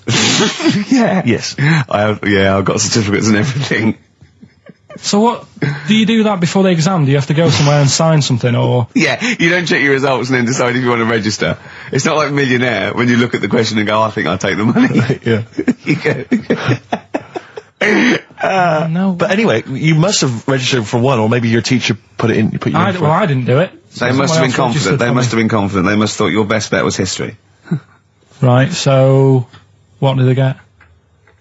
You got an E, which I think, technically, is a pass. E. It's a bad pass, but there's F, How and there's much U. You're not going to be doing a PhD. You can get an F, right, which is fail, and then a U, which is ungraded. Now, I don't know why the U exists, because F means you failed. U is like them going, you not only failed, but you wasted my time. So, We're annoyed that you took this exam. so you thought they'd register me to get an E? well, they didn't. Well, they think didn't. you'd I get think any. they were hoping. It was rather like you with the lottery. They were hoping see- for something better than You nothing. see, I assume that the man who registered for that thought he can scrape an E if Anderson Shout come up. Yeah. Well, that's it. You've got. Now, what I'd like to do, Carl, is I've started your re-education. You've read a book on Rasputin. I'll be asking you a few questions about that later. I've got another book for you to read next week. Next week, I've got a I'm little. not in the mood. What? Not in the mood. Oh, come on.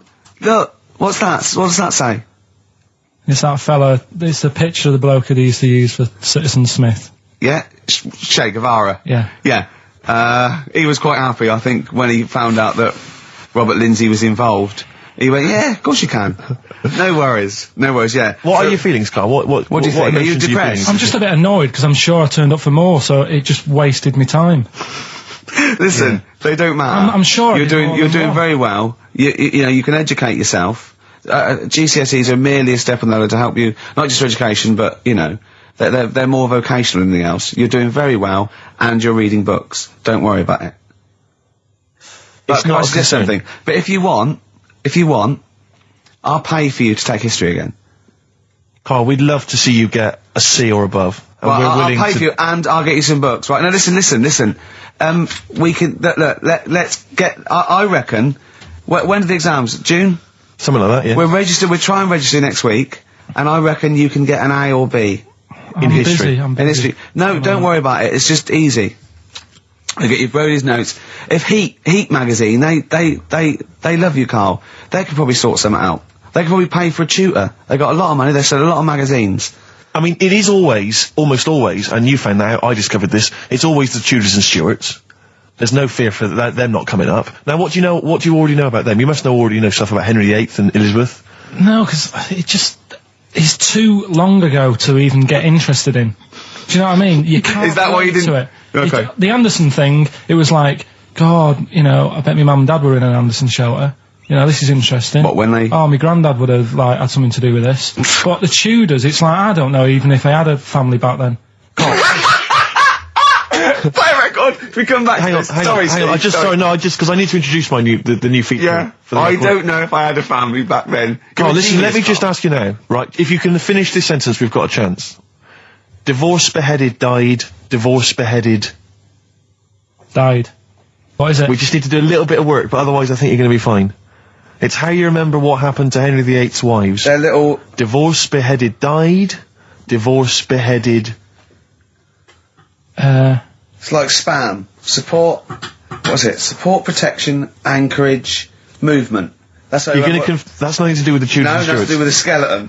Yeah, see, no, we're not doing biology. Mnemonics and acronyms. and What happened to Henry VIII's last wife? Did she die, or did she not die? Divorced, beheaded, died. Divorced, beheaded. Do you know that the only king that has got a moustache is... No. The only king that hasn't got a moustache is the King of Hearts on the playing cards. Carl is genuinely... I don't know if he's actually upset or embarrassed, but it doesn't matter. Why does it matter? You were 15 and didn't go to school. If you were my friends, I think you would have just said, oh, we can't find them. Why? But you just wanted matter, to know. What's though. to do with that? Well, what do you mean? What do you mean? It's ridiculous. Do it again because you want to learn, because there's great things in the world to learn about. Don't worry. The GCSE is vocational. Is vocationally for a 15, 16-year-old to go on to do A-levels or whatever, or to get results. But you don't need that because you've done very well. You don't care about the Tudors and the Stuarts. I mean, you know. I mean, I've had a couple of jobs, not this one, because you don't need qualifications to get a job. Obviously. In the radio. Yeah, obviously. You're absolutely right. But Yeah. the ones that I have got in the past, I did, because I didn't collect them, I had to lie. And I didn't like go mad. I didn't say I had A's and stuff. But I didn't put history down because I didn't even know I did it. So it's a bonus. I kind of treated myself to like a D and a couple of C's and that, so it's like, well, he's not. I love the fact that Carl even then was honourable. It's like, I'll at least put down the ones I think I took and lie, but the ones I didn't take, I won't lie about. Yeah, and don't give yourself a B. If Exactly. they're going to find out you lied, give yourself a B Well, next it time, could Carl. backfire, couldn't it? I mean, my brother's a bit mental, and he used to do things like go for jobs and say, "Oh yeah, I've done this before," like being a mechanic, and he's never even picked up a spanner, and yet he'd have the confidence to go and try and fix cars. Well, I'm not that daft, but God, and he. Who do you blame for this? That's just an easy way out. I have to blame myself. Don't I? Yeah. What was the teacher like? Well, there's loads of different ones. I didn't like... I mean, the history teacher, it is my own fault, because with her, she was a bit mental, and I used to kind of stop the lesson by saying, "Oh, miss, tell us about your fireplace you've got that is made from a gravestone." Because that's what That she would had. stop any English teacher in their No, 'cause- tracks. and she loved telling you about it. So Yeah. it was like, oh, I learned brilliant. that from a So teacher, that's why yeah. I didn't know about divorce, head loss, and all that. Yeah. Dandruff legs. Because- Horse, head loss, dandruff legs. But remember now, divorced, beheaded, died. Divorced, beheaded, survived. That's all you got to remember. And what's that? That's what happened to Henry VIII's various In order. wives. In order. What does it spell out? No, it doesn't spell out spell anything, you just it's gotta saying remember it. the rhythm. In order in which he married. Yeah, but it helps. It's like when my mum taught me the alphabet. She taught me as like a song. And like A, B, C, D, E, F, G. Yeah, constantly. No, not like that. Huh. That's how everyone else could do it, and I couldn't do it that way. Right. What tune did she do it to? ABCD. It was A, B, C, D, E, F, G, H, I, J, K, L, M, N, O, P, Q, R, S, T, U, V, W, X, Y, Z. I feel like, it feels like Christmas Day. Well, you didn't get the gift you wanted. Yeah, do you know that, like, anticlimax? Yeah. When, You've been looking forward to it for so long. yeah, you know, Well, I mean, I knew you were looking forward to it. That's why it took you 14 years to get the result, and then it was 2 other people that got them for you. Do you wish that we hadn't done it? no.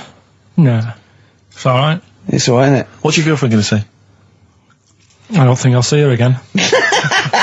She likes a man who knows about the Tudors and Stuarts, does she? Yeah, first Gladiator, then the... Yeah, you've been bluffing. Whenever she said, where did you go to Stuarts? You go, good. Like, lots of things, but look, there's a bird. What happened to Henry VIII's last wife? Oh, I wouldn't. Oh, yeah. Oh, look, Friends is on telly. Friends is on. No, I just changed the subject by saying things like, you know, about the only king in a pack of cards. That threw off the scent. That threw us off the scent. That wouldn't fool an invigilator, would it? That's the thing. You can't use that one with an exam board. Carl, have you ever logged on to Friends Reunited? It was the site that everyone was talking about last year. No. Are you aware of the concept? I've heard about it, but there's no one from school who'd want to see Hook it up with. again, really.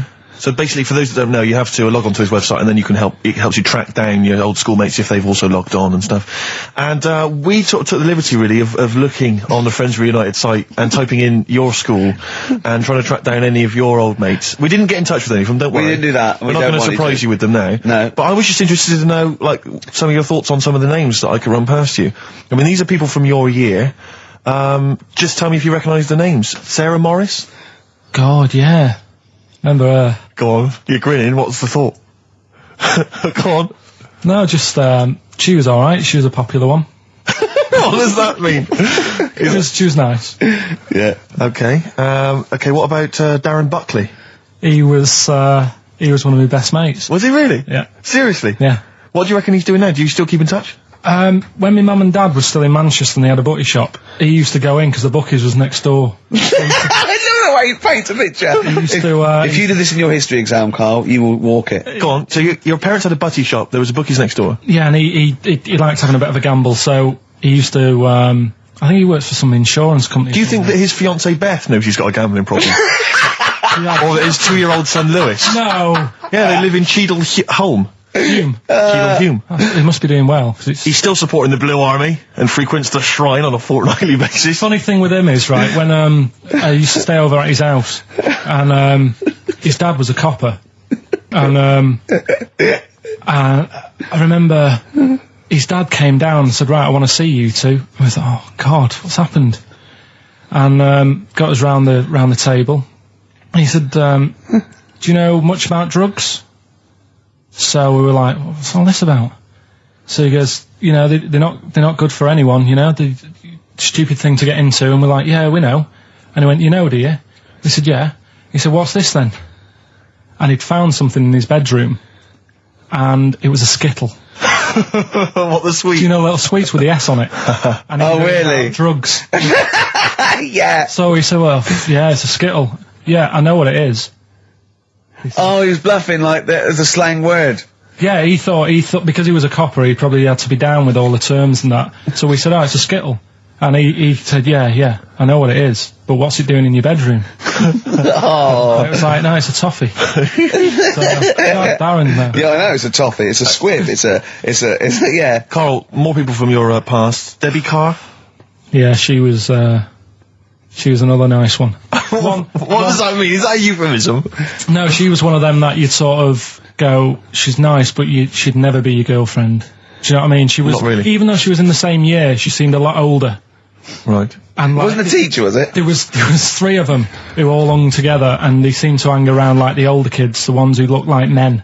Do you know what I mean? They had Yeah. What did you look like then? Well, it's just that I had youthful sort of looks, whereas like the older ones had like beards and stuff. His a gang of boys in the fifth form with beards. Were they smoking pipes? Come over here, me filly. Oi, Debbie Carr, come over here, you little beauty. No, but she was like, I love that. They were hanging around with beards. There's the big boys. Oh, fishing. Lovely beards. What do you I mean? just see a whole row of George Bernard Shaws. Brilliant. How do you do in history, boy? Think on you're an idiot. they were like, you know, I'd be there sort of playing punching people in the arm. Cause we used to play that Oh, at that's a school. great game. Oh, I love that. Punch people in the arm. Is that part of the Olympics now? it's, I think it was exhibition this year. Right. But It's going to be a pro next It's going to be the Winter Olympics because you've got to do it in just a cap sleeve shirt Sure. in winter. Yeah. So you're also playing that? She, but whilst I But was she didn't doing appreciate that. She used to go, ow! No, I always think whilst I was doing that, they were like the Charlie's Angels and they'd be sorting out a mission somewhere. Because they were really like, there was something about them that you thought, you know, yeah, they're special. They were private detectives. What do they work for a man they never see? Okay, well, here's a name I'm interested in because, well, let me just tell you the name first. Adam Clifton. Oh. Go on, what are your thoughts on Clifton? He was one of them kids, he was alright, but he had that thing when, if you didn't have enough milk, he had like, wrinkly hands and white bits in his nails. Oh! Because you didn't have enough milk. Yeah. So therefore, you didn't like him because you didn't get enough milk. This is not to be confused with the two people with the big heads and the webbed feet, is it? Webbed hands. Well, this I was know interesting. that they weren't related. They must have been somewhere along the evolutionary sort of trail. Do you know what I mean? They must have come from the same sort of stock. But you wouldn't have liked him. It's just one of them people. He was alright, but... XFM 104.9, I'm with Gervais, with me Steve Merchant, Karl Pilkington. Steve. Well, we were talking about the news just now, and there was a story I heard in the week. I think it was on the radio, and I don't know all the details. But what I heard was that a number of, I think it was Falkland, maybe Gulf War veterans, were, I think, suing or complaining to the government because they wanted compensation for post-traumatic stress disorder. Now, I don't know all the ins and outs of it, but it seems to me that if you're in the army and you're a soldier, a certain degree of trauma is kind of inevitable. I mean, after all, if you're any good at your job, you are going to see people getting killed. So I don't understand what the ins and outs of it are. I don't know why. When he came back and Tony Blair met him and go, all right, well, not really, no. Go on, what's the matter? Well, there was people shooting at us and everything, it was all muddy. Well, calm down, don't cry. Well, I will cry. There was a drill sergeant just kept shouting, saying, "Look at you, stupid boy, where's Yeah, well, this he's gun's got not trained, clean?" I hasn't just he? cleaned the gun and it was fine, and now he's telling me to clean it again. Yeah, the boots, they were shiny. fine, he was Well, he's showing. got to do that, it's more His distant. neck was as big as his head. Well, yeah, but you don't know what they, I don't know what the ins and outs of it are, but what you got to do is make sure you know what you're going into. That's what I do. You got to check the small print. So if I was, going over to like the Falklands or the Gulf, I'd put my hand up and go, will it be horrible? And I go, you at the back, yes. Will it be horrible? It will be horrible. Yes, it will be horrible. There will be shooting and lots of death and everything. I go, right. I'm not going to go. And they go, Exactly. okay then. Okay. that should be fine. Yeah. Should be fine, yeah, just like that. Is anyone else scared about this? Pretty much all of us. Okay, then we won't send anyone then. Exactly. My brother went into the army, right, because he couldn't get a normal job. And my dad said, if you don't get a job by such a date, that's it, son, you're going in the army. And so when was the Falklands? Was it about 81. Right? And he joined back in like 81 or something. And he I don't know, he was in Aldershot or something. Oh, yeah. And he wrote back to my mum saying, a bad time to join, bad time in this. So she wrote... What bad time? Join, that's so sweet, Carl, isn't it? That's like, dear Dad, yeah, well done. Don't know if you've noticed. Yeah, I was on the dole, that's for sure. Thank you for joining a month before the Belgrano. Anyway, go on. My mum called up, spoke to the sergeant, and said, "Can you leave him out of this one?" Can you leave him out of this one? What, the Falkland War? He's only just joined, and she called him Chuck, which he got done for. Like, she's one of them, I think it's a northern thing, like saying, "How are you, Chuck?" Yeah. And she called the sergeant Chuck, and the sergeant said to my brother, "Your mum, she's called up and asked if you can not go," which, of course, we'll see how it goes. But can you tell What her? do you mean? Why did the sergeant even entertain this? Well, Pilkington, come here. Your mum's been giving me a bit of earache. Now listen, tell her I've told you, but can you call her, because she called me Chuck and everything. Can you call her and say you don't mind? Well, not really. Oh, please, because I've promised her say you want to go. No, please, say you want to go. Why was he entertaining this phone call? because he was new to the army, I suppose. Who? No, I mean the sergeant. I don't know. Maybe they do that. So what happened? He didn't go in the end? So he didn't go, no. You can't do it. But that's ludicrous. I love it though. Okay, we went over the top. Pilkington, I've got a note. Yeah. Is this really your mum? Yeah. Okay, no, this seems to be in order. Because I noticed it says, I do not want to go into the army, I don't want to go and fight, and it's crossed out and it says, mum says don't go. Yeah. Now, you didn't write this yourself? No, my mum wrote this. Okay, definitely wrote this yourself. You're going to have to fill envelopes. No, I'm sure if he was needed, he would have had to go, but I think they made a bit of a special effort. They sort of said, oh. Well, it wasn't conscription anyway. Oh, no, I was But were the other soldiers going around just going, Pilkington. No, he ended up being a mechanic in there, and he got kicked out for going for a packet of fags in a tank. What? Now, wait a minute. Do you mean he nipped down the shops in a tank? Yeah. I don't believe that, Carl. You've Honest made to God. That, and he went off with the sergeant's wife. So that didn't help, and he ended up getting kicked out. Sorry, your brother's a genius. I love this. First of all, he gets a call from his mum, go and let him up, and he goes, oh God. Then he goes, where's Pilkington? His mum's on the phone. Where is he? He's near your house, Sergeant. Near my house? Well, why is... No reason. Well, when he comes back, when he's finished, tell him his mum called. And can he get me a packet of fags? Tell him to walk this time. Wow. This is ludicrous. So the sergeant found out that he was sleeping with his wife? Yeah, I don't know. I mean, did your mum phone up and say, let him off? Let him off this time. Can he... Yeah. That's fantastic. But he misses it. I mean, I haven't seen him for about 11 years. But ever since he came out, he's just kept getting into trouble and that. And the army, people slag it off. But I think if you're a certain type of person, it's good for you. It didn't straight him out, did it? No. He was going down the shops in a tank, he was shagging someone behind their back. It's really weird. It's like back then, he was like a proper adult and he had a house and he collected crystal with his wife and that. And now, he hasn't got any of that. Has he got the wife? No. Has he got the crystal? Don't think he has. And he hasn't got the house. Seriously, I haven't seen him for about 11 or 12 years. I haven't even spoken to him. Carl's stories always start off nice and funny, and then they just leave me empty and slightly depressed. I don't know whether to hug him or shoot him, put him out of his misery. Can we take Carl to the... phone in if you think I should take Carl to the vet and have him put down, because it's just too stressful. Look at Carl. I love that look at Carl. Carl is looking back and forth. You know when you sort of you go to a cat and it looks back and forth between two people? That's very much like Carl's looking at us now. Or when, like, a child sees a midget or something in the street. They're just transfixed, aren't they? And the parents go, don't stare. When we were pushing Ash, as our producer's in a wheelchair, and we were pushing him through He's the not a VC. midget, we should make that No, he's not a little midget. He's not tall. But we were pushing him through the VC, and this little kid just came up and just stood in front of him and looked at him. Yeah. I just laughed. It was funny. Do you do that? I imagine you get caught staring at things. Do you go up to people with problems and go, Mummy, is that a monster? Well, I was telling you about when I used to go with my dad in the taxi. Oh, yeah. What Tell us happened? this story. Well, Your father was a taxi driver? my dad he had loads of jobs, which he did back then, and they don't do that anymore, do they, people? They don't Have a variety of loads of jobs? stuff. Sure. But at one point, he had a black cab, and I used to go with him. He used to get a beer crate and put it in the front of the black cab and sort of sit just next to the meter.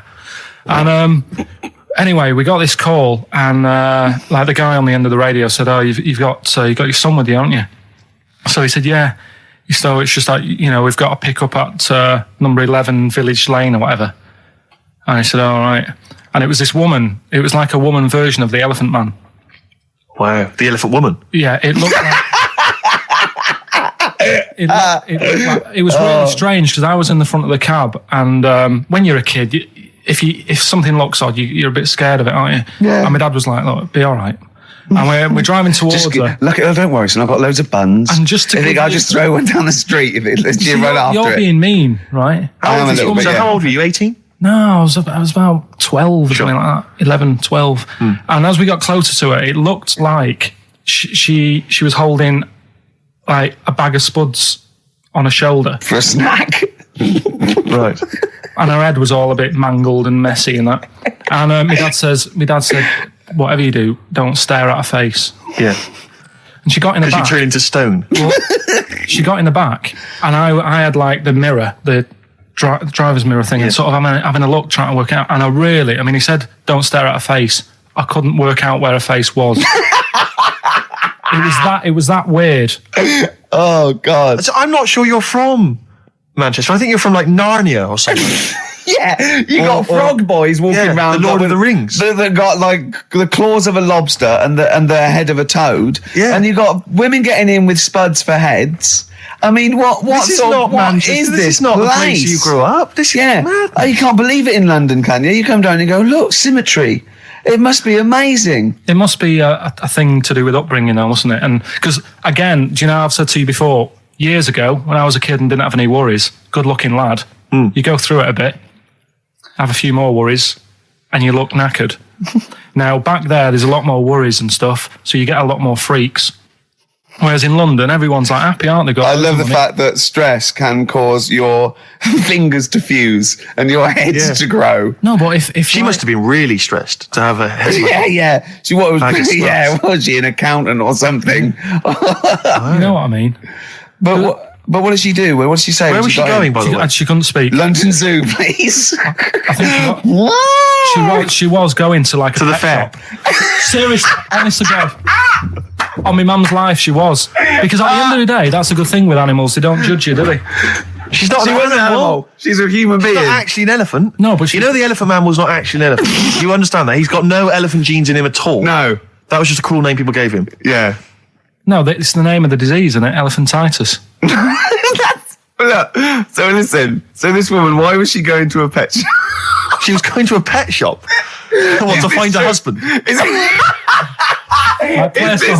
this true? No, it is true, yeah. Oh, God. I'm not taking the mickey because it must be so really bad for you. Of course it is. Carl, I need to ask. I'm going on to you today about cutting myself shaving. Yeah. I was going on about that. To think that she's probably not alive now, but to think... But you're saying that you're going to say this is a worse problem than a little cut shaving, aren't you? Yeah. Yeah. Do you know what I mean? The think things you're that right. Carl, you worry about. there's a couple of key questions I need to ask. One, if she couldn't talk, how did she tell your father where to drive it? Did she have it Probably written got on a some note? Did she helper at point home. with her nose? Yeah. Right, this has got silly. Pick your song. But and also, finally, where did you say she lived again? It was like in a village, a little small village. Right. Just hidden out of the way. All I'm saying is we could maybe get like some sort of coach, book some coaches, get a coach party up there to have a look at her. Take some photos. And now You can make some lemonade. the offspring of a woman and some spuds. Guess how many balloons it would take, helium balloons, to lift a human up? Go on. 6,000. Should we do it? If you want. Brilliant. Next week, that's got to be a challenge. Can we, is there a sort of balloon company or some sort of, party company that are willing to sponsor us to lift Karl Into the air with Right. helium balloons. 10 feet off the ground, where we're tether him down, right? Is there someone willing to pay for 6,000 balloons to try and lift We can Karl maybe up? get some kind of company to sponsor it. I'm thinking like Electrolux, if they're going to sponsor puddings. If they're going to sponsor puddings, and celebrities, Russ Abbott, they will sponsor Karl being lifted. Heat magazine, come on. They're big selling, very successful magazine there, and they know about Karl because they've mentioned him. Heat magazine, can we have a heat balloon? Yeah? Oh, 6,000 is an awful lot, into the Rick. air. It's the heat 6,000 Karl challenge. Lift Karl 10 feet into the air. Yeah. Come on. What about if it was Karl and Dr. Fox? We could get two different balloons. I think we need a lot more than 6,000. a lot more for Fox, isn't it? To mix, yeah. The heights. I just explained what I'm laughing at, right? We just had a call from someone saying his company would sponsor Karl, right, to be raised by all these balloons if he could have a walk-on part in the office. And we immediately went, we're worried about that sort of thing. You can't really promise that artistic, and I was worried about the legality of it as well. How can you promise someone that for personal gain that's a private, and all that sort of stuff, right? And I went, I don't know. And anyway, put the phone down to him, and Karl went... I love the fact you're more effing worried about that than me being raised 30 feet in the effing air. You started getting scared, did you? Are you worried about it? Well, You're quite excited about the idea of the challenge, aren't you? I like the idea, but I want like... Just Why do you like the idea, Carl? Oh, what if it went all wrong and we're there going, oh, the humanity of it? I think we need Carl, to get... he's just And the rope would pull out my trousers. Oh, no, it's definitely got to be Dr. Fox if that's going to happen. Oh, God. Oh, we've got to do this. So hang on, but let's just think about because wait a minute, we say this, but we'd have to get all kinds of health and safety people involved. No, we wouldn't. Of course we can't just start raising it in the air. No, you're allowed to do it on private land, aren't you? Look what happened to the Hindenburg. No, but I was just saying there was lots of people died. Listen, look, all we do is we get someone, right? But what if he gets loose and he just floats off into the air? And he meets his magpie that he lost. He used to peck his grifter. Balloons.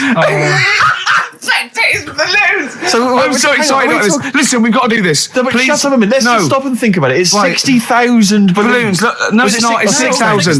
But 6,000 balloons, that's a lot of balloons. No, it's not. No, it's don't not. be silly. For 6,000 sponsorship, people pay for. No, listen, it's worth it. There must be a company out there that'll pay for this, just so we can film Hang it. on, is there not an easier way of just getting one big balloon? Then the challenge is there's no challenge. No, then. it's got to be. It's got to have people coming up and hooking balloons. It'd be like Buckaroo, and the person who puts the balloon that actually raises him 10 feet wins a prize or something.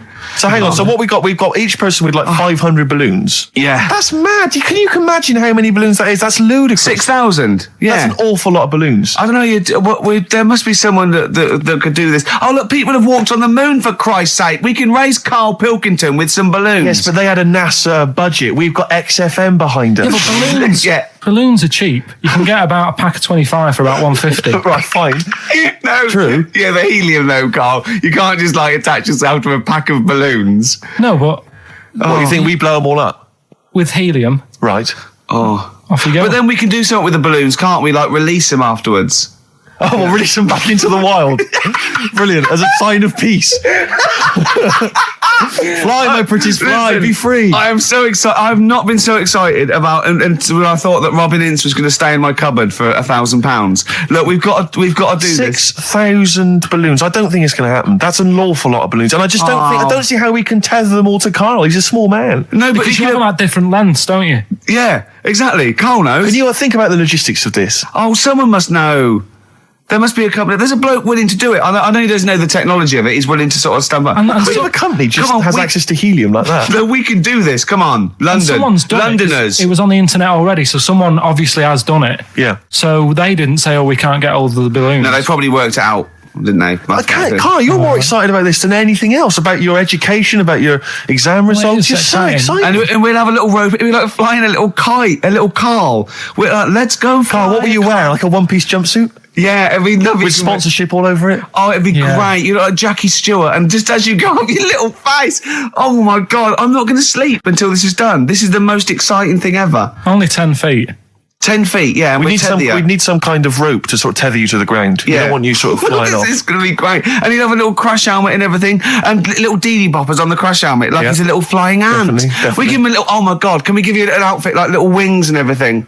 Can we paint your face with like children's No, I'm paint? not doing all that. Why? Oh, because that would be silly. Oh, please, Carl, do this. Do it. We'll do it for charity. We'll do it for charity, yeah? All right. Yeah? Oh, this is We'll gonna do it be for children in brilliant. need. Please, just phone in if you can help us. Lift Carl up 30 feet. Let's say 30 I think feet. it has to be a decent... Yeah, it has to be a decent What, height. is there a world record? Because we want to break that if we Yeah, I can want to bother. break that. What is the world record for raising a man by balloons? Yeah. Okay, so listen, let's just finalise details here. We've got... I'm so excited. Email address, ricky.gervais@xfm.co.uk. Ricky.gervais@xfm.co.uk. What's the number? What's the number? The number, Carl? 08700 800 1234. Give it again. Lift Carl. 08700 800 1234. Sponsored by Heat Magazine And or something. maybe even if you've just got an idea about how we might be able to organise it, how we might be able to get it done, if you've got contacts, anything, just get in touch, give us some information. Oh, that'd be great. Carl, we're going to try and get Carl in the air. Anyone that can help us, take him up with helium balloons.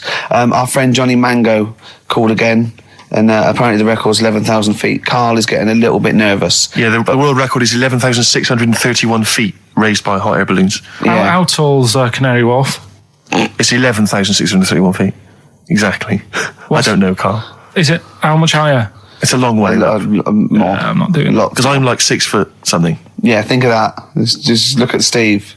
All right. Yeah. But you can change your record. You could say, well, the sort of balloons are the one with Mickey Mouse on it or something. Yeah, could I just say something? That man did 11,000 feet, but he wasn't naked. All right? Come on, Carl. Your 30 feet will be the world record for naked ballooning. Yeah? Think about it. All right, it's for charity. Well, thank you for listening, everyone. We are going to raise Carl. And after Carl said, and just to think, my teacher said I'd never be a high flyer. So this is your chance, Carl, to shine, to fly. So It'll be brilliant. I noticed the other day when Carl was sitting on your knee having his picture taken. It's a long story, right? He's got a completely spherical head. It's slightly too small. I'm not being funny because, I mean, I'm not perfect. But he's got a completely spherical little head. He looks a little bit like a baby hamburger. You know Hamburger off McDonald's? Sure. He looks like a little baby hamburger. And it's sort of quite put upon. It's Suzanne thinks a lot like that thing in that Dulux advert. Do you know when the woman pulls the head off that?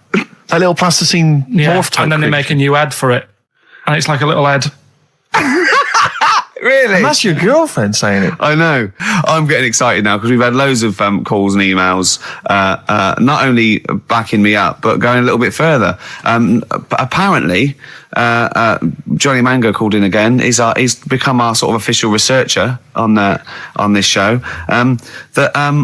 There is evidence that Queen Victoria in Balmoral, with a young house guest, Winston Churchill, used to consume cocaine-filled lozenges. So there you go. Also, MDMA was a precursor of sort of ecstasy, a derivative, and that was big in the day, giving soldiers, a little pick-me-up. So it's not so mad, is it? It sort of makes sense because he was into his speeches and that, and they say that coke gives you sort of, the balls to stand up and say like... Not that that's a good thing. And no, it's not. No. Definitely not. No. Right? But... Apparently it makes you confident, doesn't it? So you can stand up and say, we're going to fight them on the beaches. Yeah. And all that. And sound like you mean it. It's exactly, yeah. When he was sort of like, a little bit pissed up with his cigar on, coked off his tits, he wanted to fight. He didn't care where it was. He'd fight on a beach. He didn't care. He didn't care if he got sand in his new trainers. Exactly. He was boozed up. Yeah. You want to fight. Yeah. That's why he was coming hard. He was very much, you got to think of him as the Liam Gallagher of his day. Yeah.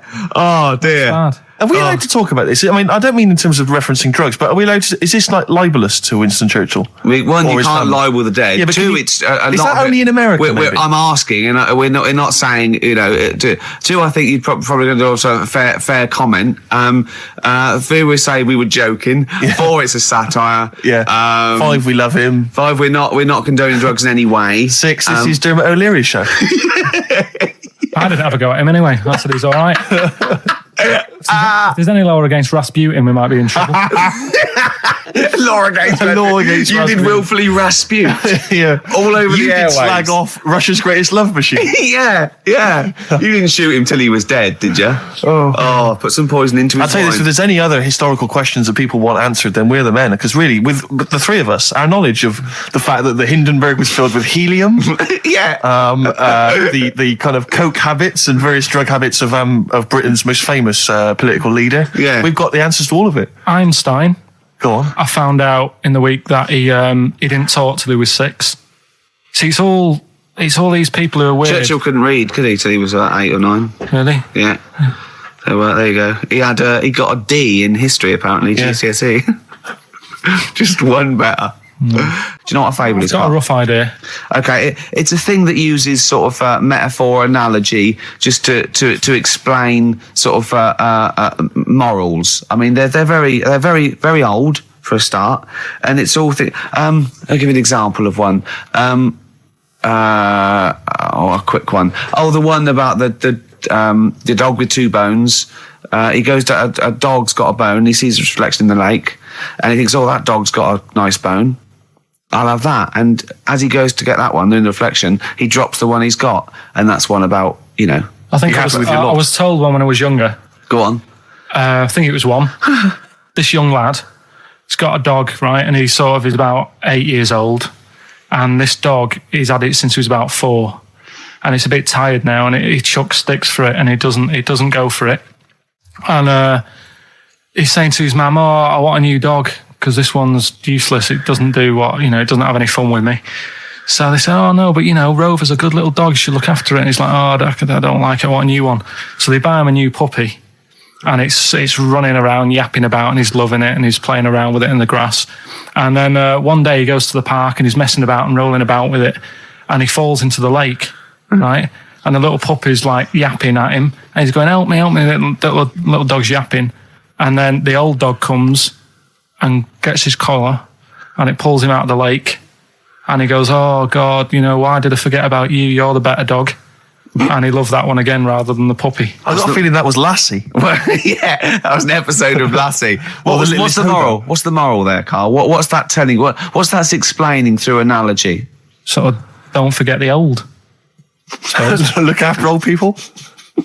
I remember there was one I heard once about a young boy who got trapped in a lake inside a cage. But he loved his trainers so much. He wasn't going to get them wet. But even though he had to get out there, and even though he thought that was the important thing because it's material value, he actually drowned, and the trainers were no good to him then. Now listen, I'll give this one. This is an easy one. Now just think just what it means. They're not that hidden. They're not that cryptic. Just think what this means, okay? Okay. When the hares addressed a public meeting and claimed that all should have fair shares, the lions answered, a good speech, hairy feet, but it lacks claws and teeth such as we have.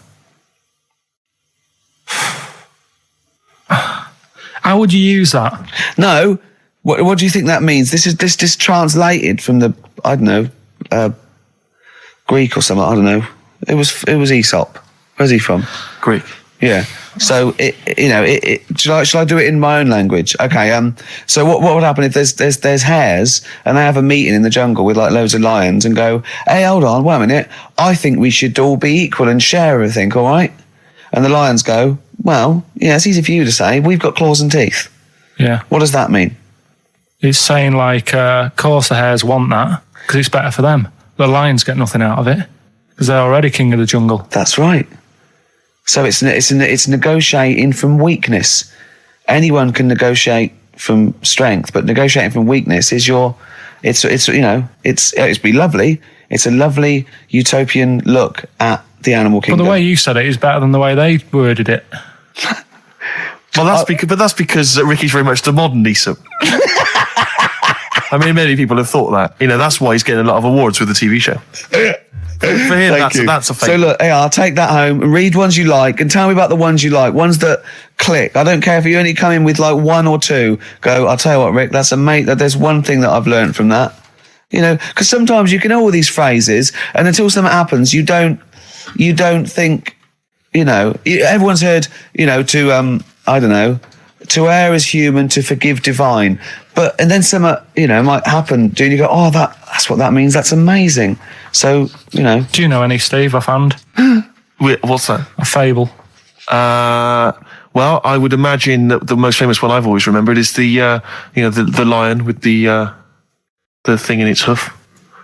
Do you remember that? Paw. The lion, yeah, with the spike in its paw, and a smaller animal gets it out for it, but it still attacks it anyway. Well, that's life, isn't it?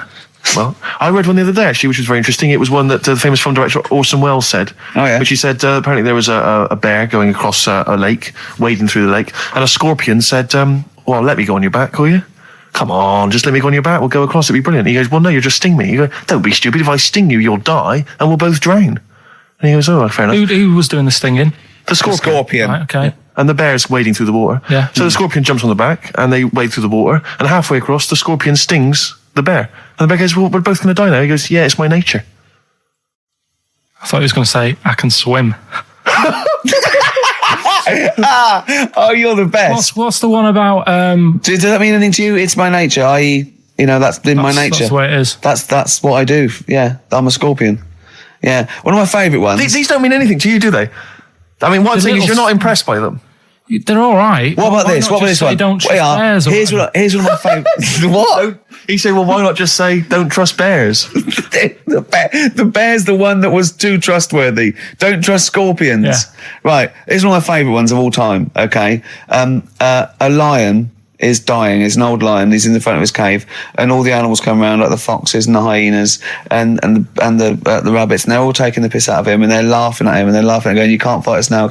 And just before he dies, he goes, "Fine, but I was a lion once. What does that mean? Don't know. Well, he's saying it's better to have lived and had what I had, because I was great, if only for a short time, and you lot are still alive, but you're nothing. You're rabbits and hares. I was a lion once, so you know. Are they always using animals for these stories? Well, yeah, I could change it to refrigerators and household appliances if it would make it help, but animals, you know. I remember the one about being ill a lot, and you say something about go on. you know, if you keep doing that, if you keep having time off, well, I won't believe you. That's the boy who cried wolf. Is that right? Yeah. Do you know that one? Have you heard the famous one? This is probably the most powerful one. When you're pulling a face, and they say, well, if you keep doing that, the wind changes. I've heard that. Like that. Because you know that's scientifically proven. That can happen. That can happen. Should we have hip hop hooray? Yeah. Are you queued up for that? No, but go on, you... Carl, sort it out, mate. I was going to... No, come on, this is what I asked you to play, mate. If you've not, you know, you're getting too big for your boots now with your showbiz lifestyle. You're not paying attention, are you? You're not playing the record if we want you to play. Heat magazine's favourite. Yeah. Okay, so, we dropped that. CD now. That's clumsy. Oh. You know, you're, you know, with the big... I can't believe you're not... Oh, Fables are great. He's not impressed, is he, Rick? No, I am. I mean, you know, once I take this book home tonight and that, have a read, I might change my mind on them next week. You're coming all stressed. I'm not impressed with the ones you've been talking about, I must admit. Okay. Yeah, Rick, I don't know, I just wanted to bring your attention to this. Someone passed this on to me. It's from the Guardian's media website. There has a sort of website that's dedicated to kind of media information. Is this about our complaint? Well, the headline is Comedian Rapped Over Radio Innuendo. Right. Jessica Hodgson has written the article. Are you familiar with this? Have you seen this? Be careful now, because we actually got a complaint. A lot of people don't know this. We got a complaint upheld, and all of this we're very sorry. We didn't mean to offend, and it was a while ago. So we are going to be very careful. Carl's getting very nervous. We're just going to read out. We're not going to editorialise, Carl. We're just going to read out what the Guardian printed about us. All right? Okay. Comedian Ricky Gervais has had a dressing down from a broadcasting watchdog for his repeated use of the word cock in a lunchtime radio show. That's all right. That's what it says. Fine, that's what he's not going to say it again. He's not. Yeah. Go on. Imagine this is the news and I'm reading it. Yeah. The Broadcasting Standards Commission upheld a complaint against the comedian for coarse sexual innuendo in the programme on London station XFM. The Commission acknowledged that the presenter's remarks were intended to be humorous, but took the view that the amount and detail of the coarse sexual innuendo had exceeded acceptable boundaries for broadcast, said the BSC in a statement. The complaint objected to a section in the Comics Saturday afternoon show when he discussed the different meanings of the word cock. Gervais wondered aloud whether the word was acceptable when discussing birds, but not the male sexual organ. A BSC spokesman said the comedian went on and on about it for nearly 5 minutes. XFM, a self-styled alternative radio station, said in its defence that its remit was to provide cutting-edge programmes for a youth audience. The station said the programme's brief was to include elements of alternative comedy within certain shows that would not fit within a more mainstream radio station format. In this particular show, it was not the presenter's intention to shock when they took a humorous look at how the English language could be construed in different ways within different contexts. Gervais, whose big break was on Channel 4's 11 o'clock show, has shot to household status through the portrayal of David Brent, the middle manager from hell in BBC Two's cult show The Office. Just in case you didn't know who I was talking about. Yeah, he's a household name, but they just thought... You might not have heard of him, but he is a household name. Now, that's good. That's good reporting, and they're quite right about it. And just to remind people, it was when Steve said the only bird that hasn't got a penis is the swan, and I went on about the male bird being called the cock, but I couldn't use that to mean, and you know, it was childish. You know? But what annoys me is, I'm sure I've heard things on like Radio 1 like that. Or what's what's her name in the morning? Sarah Cox. Yeah, and as there's a DJ like Carl Cox. Yeah, so you got Carl. What's the matter? I'm just saying. You're just saying there's a pair of DJs on, but we've done this. And what are you talking about? We're just talking about names. They're just saying the names. Now, I love Cox in the morning. You're a big fan of Cox. And at night. What's the matter with you? Come on, Carl. All right, we've taken it. Have you actually been rapped over this? No, I don't know what. Have you had a dressing down? No. When did that happen? I don't know. I was meant to tell you, and I never got round to it. Okay, thanks then. So don't do it again. And just remembered recently, actually, I was on a train coming back from hometown Bristol, and I was on the train, and this girl walks on, good-looking girl. I thought, hey, a largely empty carriage. I'm thinking, my luck's in, you know, because I take every opportunity, Carl. That's the thing about me, you know. I don't choose. She was a good-looking girl. She sat down. I thought she sat down right near me. I thought, brilliant. As this guy comes up behind her, and says, I think it's probably a boyfriend or something. Sits down next to her. And I listened in on the conversation, you know, because I'm pretending to read. It was very clever. I read the same page for hours, so I was pretending to listen. I was listening but pretending to read. And I realised that it's not her boyfriend or anything. It's just some guy she's met on the platform. And I'm thinking, brilliant. If she's the kind of girl who's just going to start talking to someone, you know, on a platform, on a train, brilliant. I'm going to be in here. Because he was only going one stop. So I'm thinking, what's the worst that can happen? He'll nick off. You know, I'll get chatting to her. You know, and who knows? I could join the... is there a train equivalent? Foot High Club. The Foot High Club, brilliant. And so I'm excited, you know, I'm listening in. And it turns out that they're both kind of graduates. They've just finished university, or they're coming to their finals or something. And they're chatting away, you know, and he's making a couple of witticisms, you know, and she's kind of tittering at his jokes. I'm thinking, well, I'll tell you this, if she's laughing at this kind of material, I am going to blow her away, you know, with my kind of anecdotes and wry observations, you know. Yeah. It was weak stuff, I got to be honest. Really? He was coming out with nothing. He was running on empty, as far as I'm concerned. Yeah. And she was loving it. So I'm thinking, brilliant, I'm going to be right in here. And then they get moving on to higher brow things, you know, and I think she was going to study kind of Marxism or something like that, or communism, something. And she was asking him, you know, by way of conversation, she was asking him what he knew about Marxism, you know. And he was fumbling for his vague knowledge of it that he had in his life. And I'm just sat there thinking, yeah, come on, love, in any given capitalist environment, the proletariat will revolt against their oppression by the bourgeoisie, and after a brief period of socialist rule, emerges a classist society governed by community cooperation. Well, if that sort of talk wouldn't get a woman hot, I don't know what you'd use then. If Marx and Engels is not going to get a woman sweaty down below, then nothing is. Then my name is You're not just Steve biding your time. Exactly. I'm just going to go in for the kill any minute. Yeah. So anyway, it comes to his stop, right? He gets up. I'm thinking, this is a piece of cake. And he gets off, and off he goes. He walks off. And I'm thinking, brilliant. And I thought, I'll wait. You know, I'll wait till the train's pulled away. I'm not going to leap in straight away. No. And he comes back on the carriage. And I'm thinking, hang on a minute. He goes, listen, do you mind if I give you my email address? Right?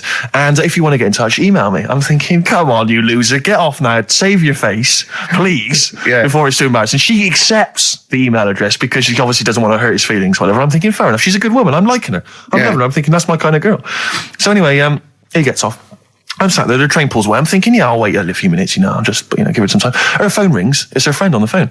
And she starts saying it, and I was listening in, and she was going, yeah, just met a guy on the train. I'm thinking, yeah, that's true enough. She goes, yeah, he was a good-looking guy. I thought, you're having a laugh, love. To be honest.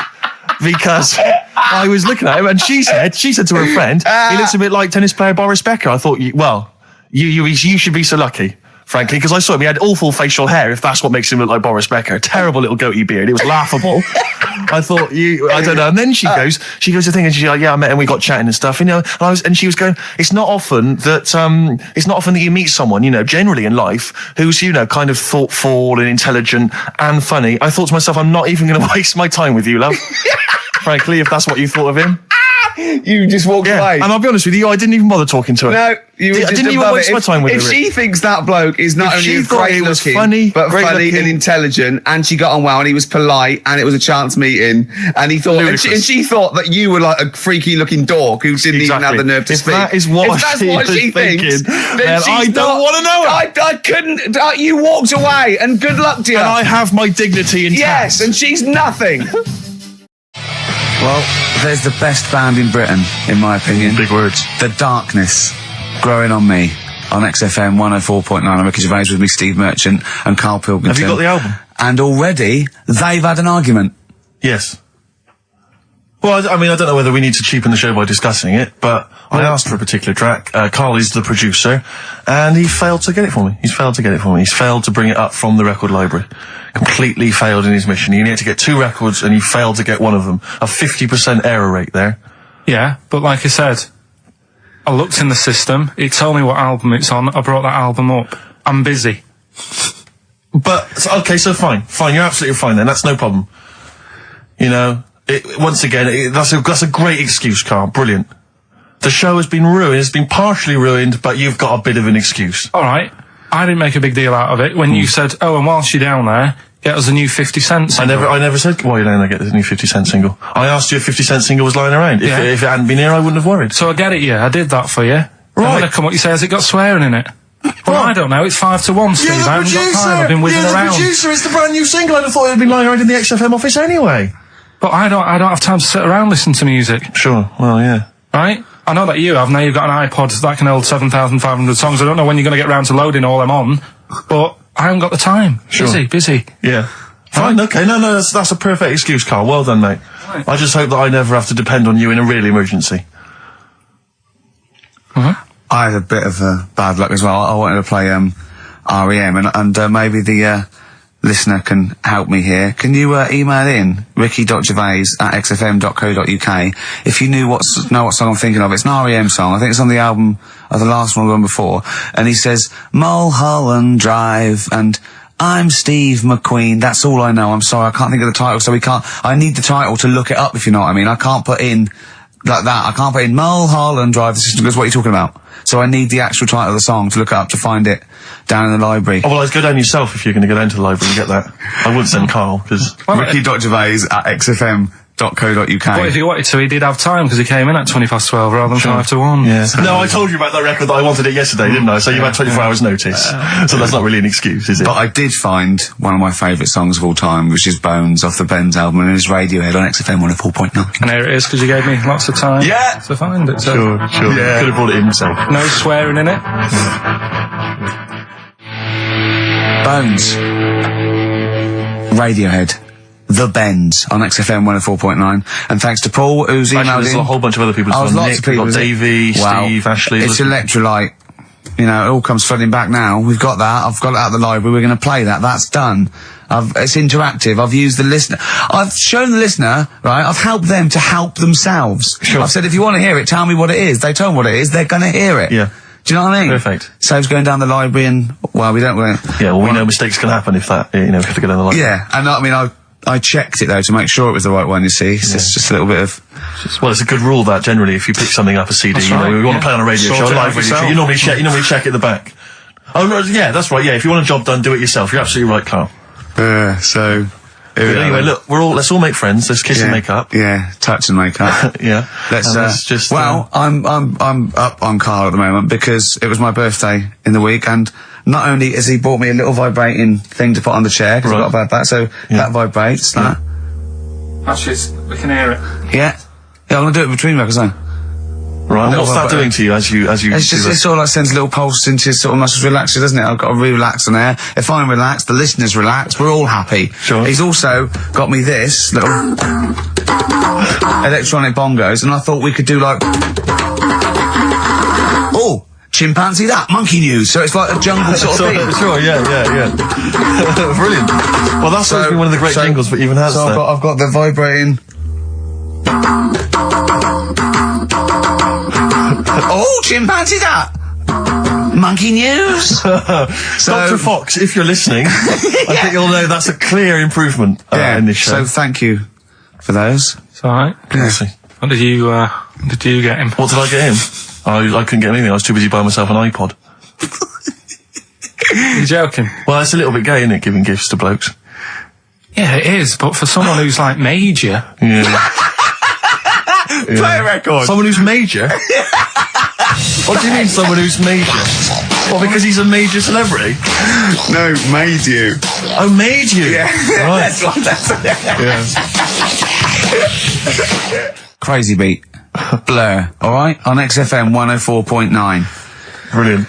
Yeah, so I also got, Jane got me a few nice presents, including my favourite of all of them, a real bow and arrow.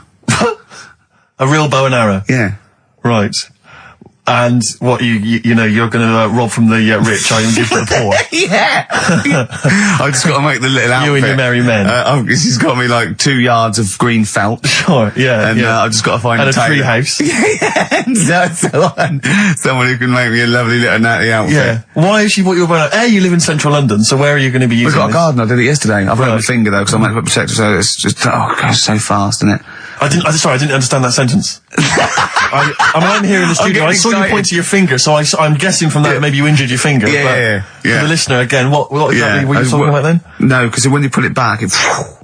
Okay. So... And did you have a target? What do you use as a target? I had a big big cardboard box flat on it, down a tree. Right. I go, oh, it's brilliant. Sure. I'm getting a bit excited thinking about it. Yeah, no, indeed. Because when I make that outfit, I'm going to be running round. Yeah. Yeah. So, And do you have a picture, like a face maybe on the target, like Osama bin Laden, something like that? Yeah. Sure. No, it just says this way up, fragile. Right, okay. I forget what came in it, but you know, it's good fun, isn't it, Carl? Bow and arrow, isn't it? Brilliant. Yeah. Would you like a little bow and arrow? Yeah, it's alright. Yeah. I had a rifle as a kid. Did you? Yeah, that's- A real one? yeah, just shooting cans and stuff. Yeah. It's alright. So, Well, a wonderful anecdote. Well, I went out with a drink with Carl in the week, and we went to a restaurant, didn't we, Carl? it's a good night. And we sat there, and next to me, when Carl came, next to me was what's his name? Ross Kemp.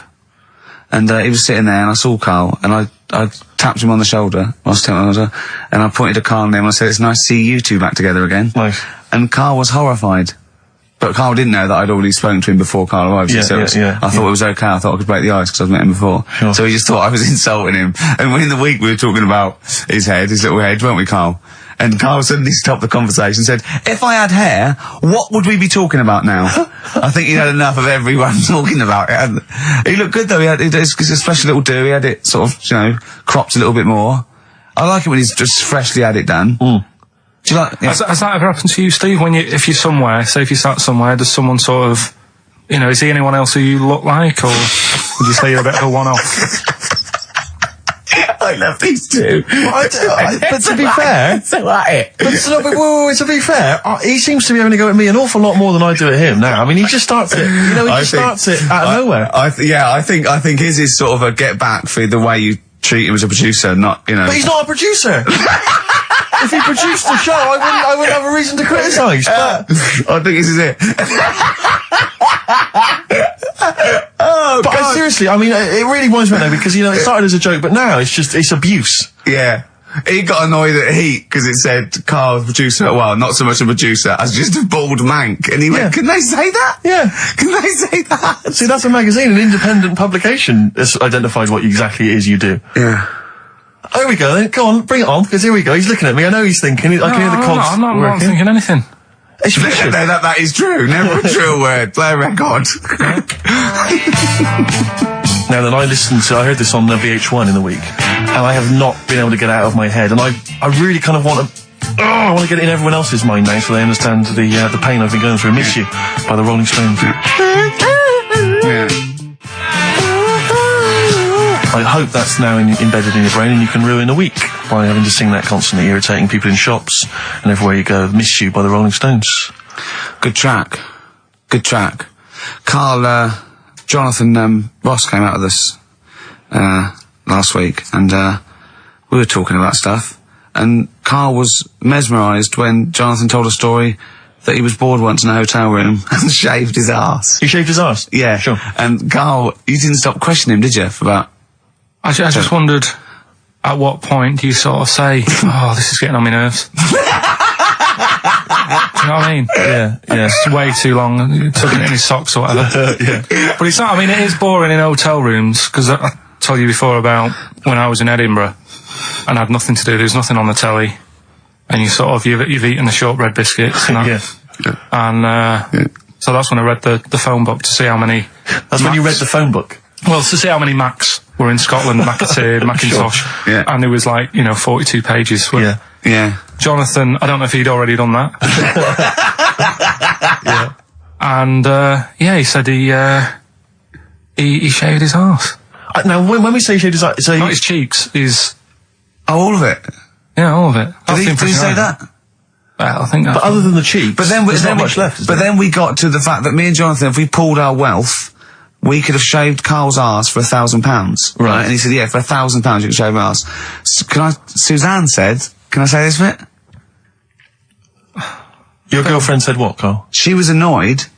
She says, "Well, I'm not allowed to go there. Why is anyone else?" And of course the whole table stopped and leant in and said, "What?" She went, "He doesn't like me touching him there." I went, "What do you mean?"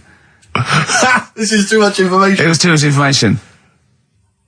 I like the fact that you've had this conversation with her. I like the idea that she touched your arse once and you went, "Woo, hands off." Yeah. I love you, but keep your hands away from my arse. Do you know why he said he's talking about the most intimate part of the arse, the middle arse he's talking about, and he said, I said, why? He went, it's a bit gay, innit? I said, how can a girl touching it be a bit gay? If you stood behind it, it could be anyone, doesn't it?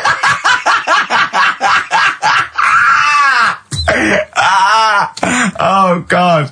And it seemed, I mean, you can imagine the conversations we were having, right? And it's that thing that the waitress heard something every time she came over. She heard the word, like, cock or Jonathan Ross saying I shaved my arse. yeah. And, oh dear. But it was, it was a good night, wasn't it? So, it's £1,000 now, isn't it?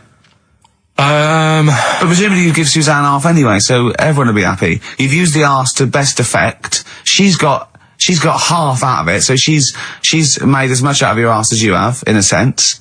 Me and Jonathan are happy. Yeah, but to be fair, it's his arse on the line. So I know, but I mean, it's not like she's getting a bum deal. Well, she's getting 500, quid. No, I understand that. But do you reckon? Just thinking of some more. Play a record. Can I just ask, before you play the record, if we were to shave your arse, let's say we did it for charity or something, got sponsorship, how would we do it? Would we use one of those big kind of old-fashioned razors? No, I'd use a Bic Safety. I'd just straight And away. would you use a gel or a foam? No, I first of all, I think I just, lather it up. Right, So you lather up his arse first? I do the outside bits, just goes straight down, big broad strokes, clean, right? Then I'd have to go in the crevices, and I'd need an assistant. I'd pop it apart, and just very gently go in there. I might even use electronic equipment, just so there was no sort of, like, nicks. Okay. So, an electric razor? Or, I might wax the internal middle arse. How did Jonathan do it? Because he did it on his own, didn't he? I just use mirrors. Why don't I'll ask him, we'll call him later. But, I don't know. Well, perhaps you listening have once shaved your arse, maybe during an exam or something. What I think, this is conjecture, but I think he was probably there, he'd had a shower, he's shaved his face, right, I thought, well, he was naked, looks down and goes, oh, what a hairy arse. Well, hold on, I've got the razor in this hand, I've got the mirror there, I'm not on stage for a good 10 minutes. Yeah. There's one thing I don't like going on stage with, is a hairy arse. Bang, drink, wallop, done. On stage, thanks, see you later. See you next week. Yeah? What are you thinking, Carl? No, it's just how hairy was it? Do you know what I mean? How hairy was it? Because I imagine, you're saying mirrors and stuff. But how old is he now? He's 42. And they say your testicles drop quite a bit once you start getting old, don't they? Yeah. So he's got to make sure they're out of the way. Yeah, but I don't think I can speak for myself, as a similar age to Jonathan, that, there's millimetres in it. It's not like we tuck them in our socks in the morning. Okay. They're still in the same place. You really wouldn't know the difference. It wouldn't, if we filmed it in, time-lapse camera, it wouldn't be like a bungee jump. Do you know what I mean? They wouldn't be moving a lot. Yeah. All right. Do you think I told him he's a good-looking fella, Steve. Would you agree with that? I told Jonathan that he said that he just went for it as well. Yeah. So you spent a lot of time picturing Jonathan's naked arse. You'd let him give you money for arse touchery. Yeah. Whereas your girlfriend's got no chance, and you're saying he's a good-looking man. Do you want to play a record and think about what you've done? Interesting. 50 Cent, 21 Questions, new single from him. Well, me and Carl got a joint favourite lyric now. I love you like a fat kid loves cake. Yeah. That's great, isn't it? I like it because it's funny and humorous and cheeky. You like it because it means something, don't you? You think that's the absolute truth. If someone was to say that to you, that would be the most romantic thing they could say in it, because it's... No, I'm just thinking what it means. It's like the Elephant Man, right? The Elephant Man, that's what he's called. Again, you know what you're going to get. The fat kid loves cake. You've said it all, you don't have to say any more. I can't believe it. I'll tell you what made his day the other day. I love it. Jonathan Ross said The Elephant Man's one of the best films ever made. Yeah. Endorsed by a celebrity. I know. Well, by a film buff, really. It is good though, isn't it? It is a very good film, yeah. We have got Cheeky Freak of the Week coming up. Right. There's been a lot of stuff going on this week. In the freak world? Yeah. Is it really? Yeah, there's loads. Stuff that we can... The one that hasn't made it. God, this is what it hasn't made it, so we'll judge it on that. Go on. There's a woman, right? Do you know how I mean, in a way, I thought Elephant Man, it was a bit tight because, you know, they sort of took him on a freak show, did a bit of a road show with him and stuff. Yeah. There's some woman, I think she's in India, like now, who makes a lot of money because she's got 3 legs and like 7 toes stuff. And she was saying people pay quite a lot of money. Not Squiddy Patel. It's not that much money, like, compared to here, but over there, it's like loads of money. Sure. And all you do is, you go around to her house and you pay this lot of money, and people just go, oh, look at that. Extra leg. Extra leg. Right. It's quite a lot of money in that. So she hasn't even got to go out on the road anymore, like in the old days. No, People come to that's her. what annoyed me. It's like, well, you could get to them faster. You go and see them if they're paying the money. Sure.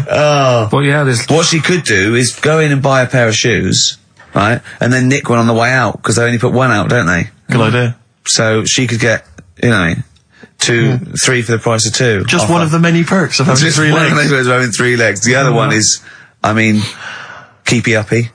But she'd be good at that, Shouldn't wouldn't do that, she just stays at home and puts her feet up. But anyway, that's not even Cheeky Freak of the Week. That's coming up later. Coming up later. Oh, brilliant. Now, Rockbusters, dead in the water, isn't it? We've killed that off, have we officially? We killed off Monkey News and Rockbusters. Didn't I tell you that there was some sort of petition for Monkey News? Was there? What was the Caused story? a lot of, it's loads of emails and that. You saying- mean you've done Monkey News? You mean you want to do Monkey News? No, but seriously, there's uproar.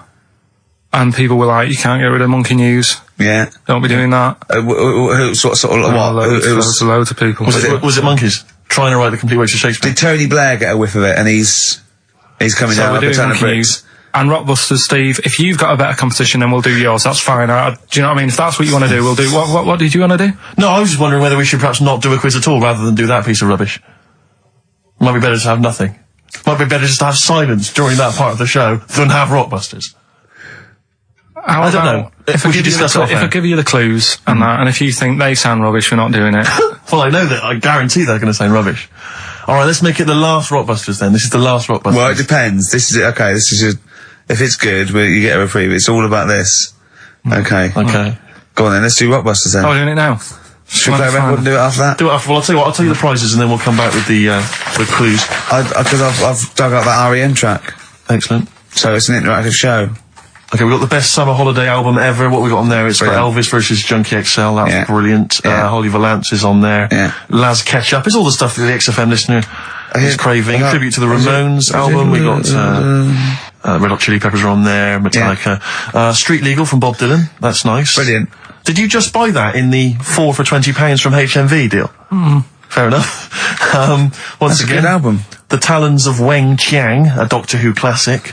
Yeah. And there's something for the XFM listener, 8 Mile on DVD. I as thought well. that was nice, that film. That was the last bit was funny. It's a good film. Some good rap-offs in that as well. Yeah. So let's play a tune and then we'll come back with the Rockbusters clues. REM, go on. Give it to him. REM, Electrolyte on XFM 104.9. Ricky Gervais, Steve Merchant, Karl Pilkington.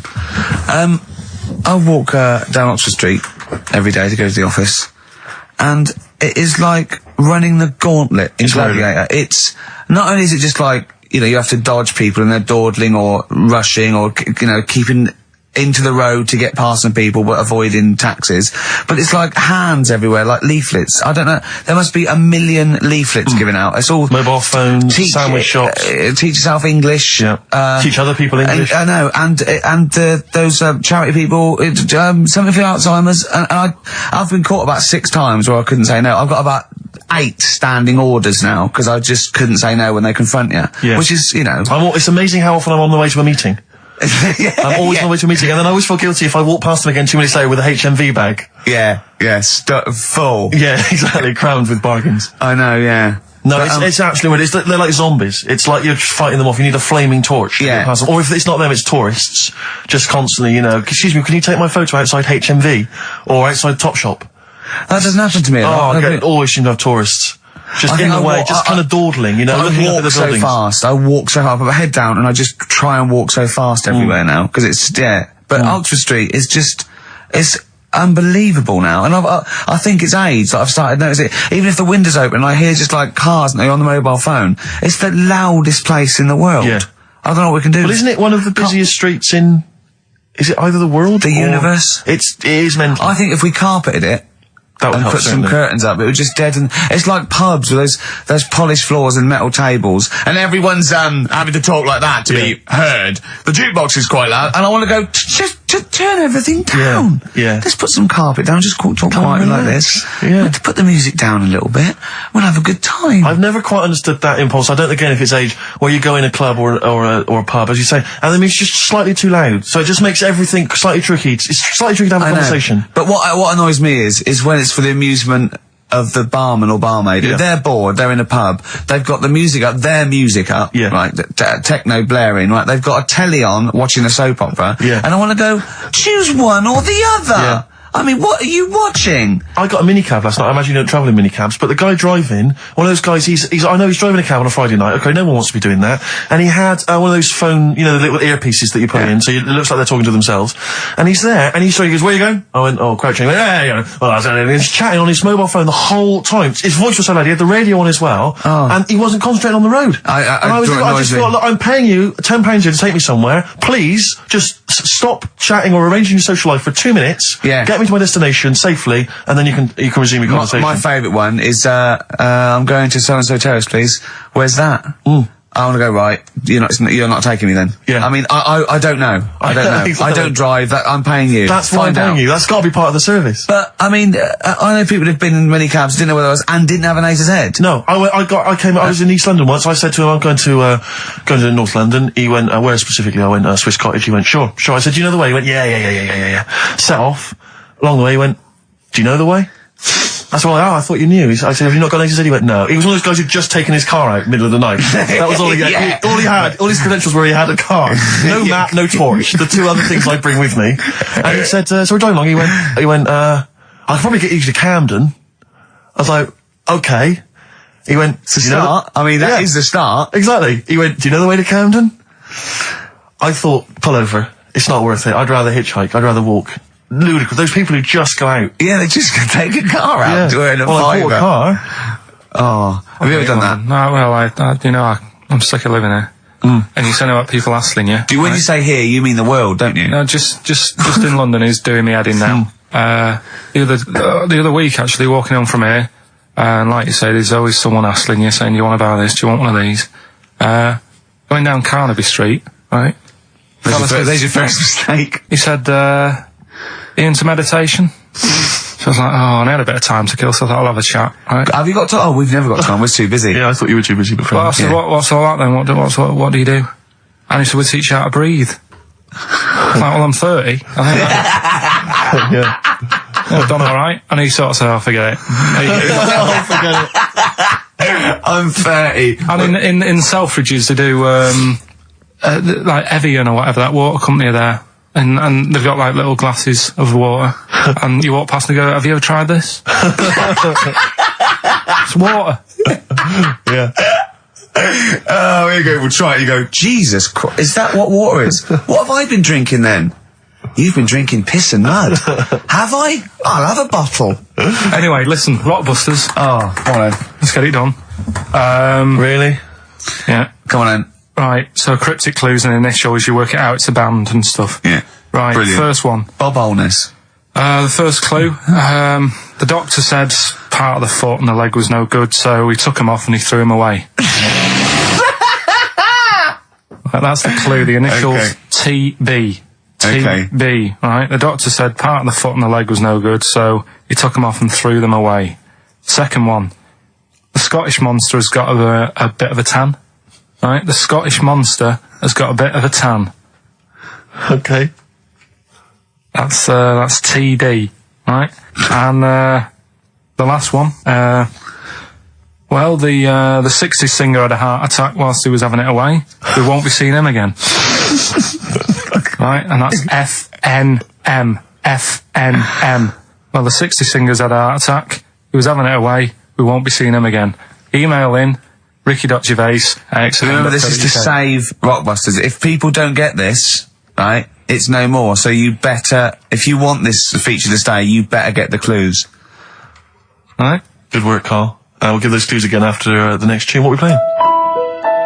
Yeah. Oh, you love it, don't you? You love it. Good, it's a good stomping pop #1 rock. XFM. Jane's Addiction, Just Because. I think things are rocking up. They are indeed. Rocking up in the land this year, Steve. Yes, that's good news, I think. Evanescence, them, The Darkness, rock-tastic. XFM 104.9, Ricky Gervais, Steve Merchant, and Karl Pilkington of A Saturday. Can I just say that the shaving your arse feature from earlier, if you missed that was 1:30. That was a discussion on shaving your arse. Yeah. It was great stuff. That seems to have caught the public imagination. Yeah. We've had so many emails. We've had someone telling us exactly how to shave your arse. Yeah. So if you need that information, I can probably forward it to you. Well, I think this will be the year of rock and arse. Exactly.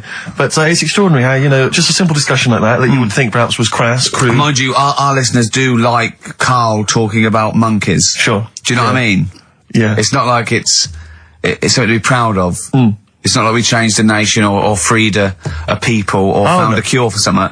We hit them in their, you know, at their level with monkeys and arses. Yeah, exactly. It's what our listeners love. Yeah. Monkeys and arses. Yeah. We should put that on the poster. And they go together, because I joined the zoo last Sunday. Went down and became friends of the zoo. Right? Oh, well, I thought maybe you had to sit in a cage for that thing happened. I went straight for the chimps, of course, right? And there's sort of like 3 sort of big sort of adult ones there, and there's people with their kids, and I could see the people just putting their kids away as one of them went up and started putting his face up the other one's arse. Sure. And it was sort of like, I just can't be bothered to explain this to my children. Exactly. So I hordes of people just moving away. Oh, come on then. There's the lions. You're going to have a look at the lions. Yeah. What are they doing? They're just sniffing each other's asses. Yeah. Yes. I remember when I used to go to the zoo, I always felt there were certain animals that weren't getting a look in, really, that no one was particularly interested in. The tapir. Exactly. We were going straight to the snakes we were interested in. Yeah. Birds. I don't remember being particularly interested in birds. Big cats, although it's a bit depressing. Great apes.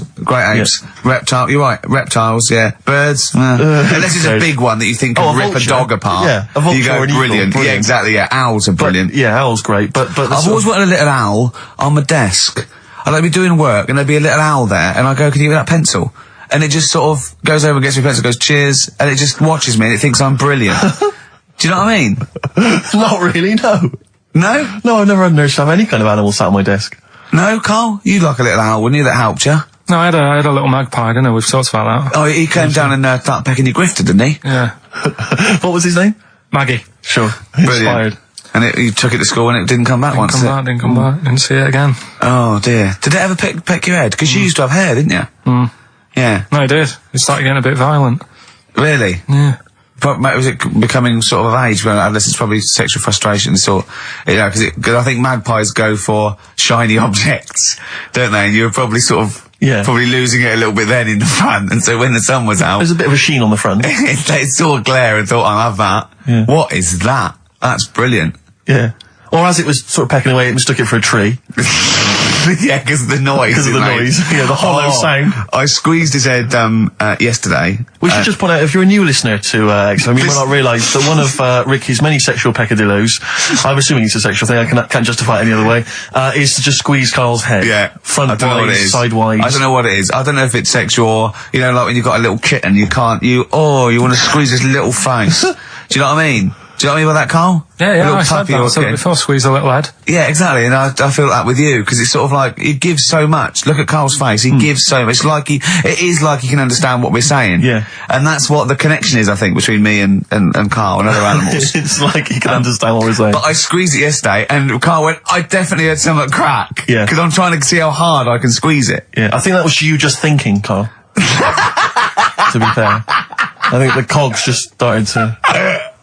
No, I mean, I think there is a danger, because I think there is a danger that you could squeeze it too much. Yeah, I know. He did a good deed today, the other day, didn't you? Was it? Yeah.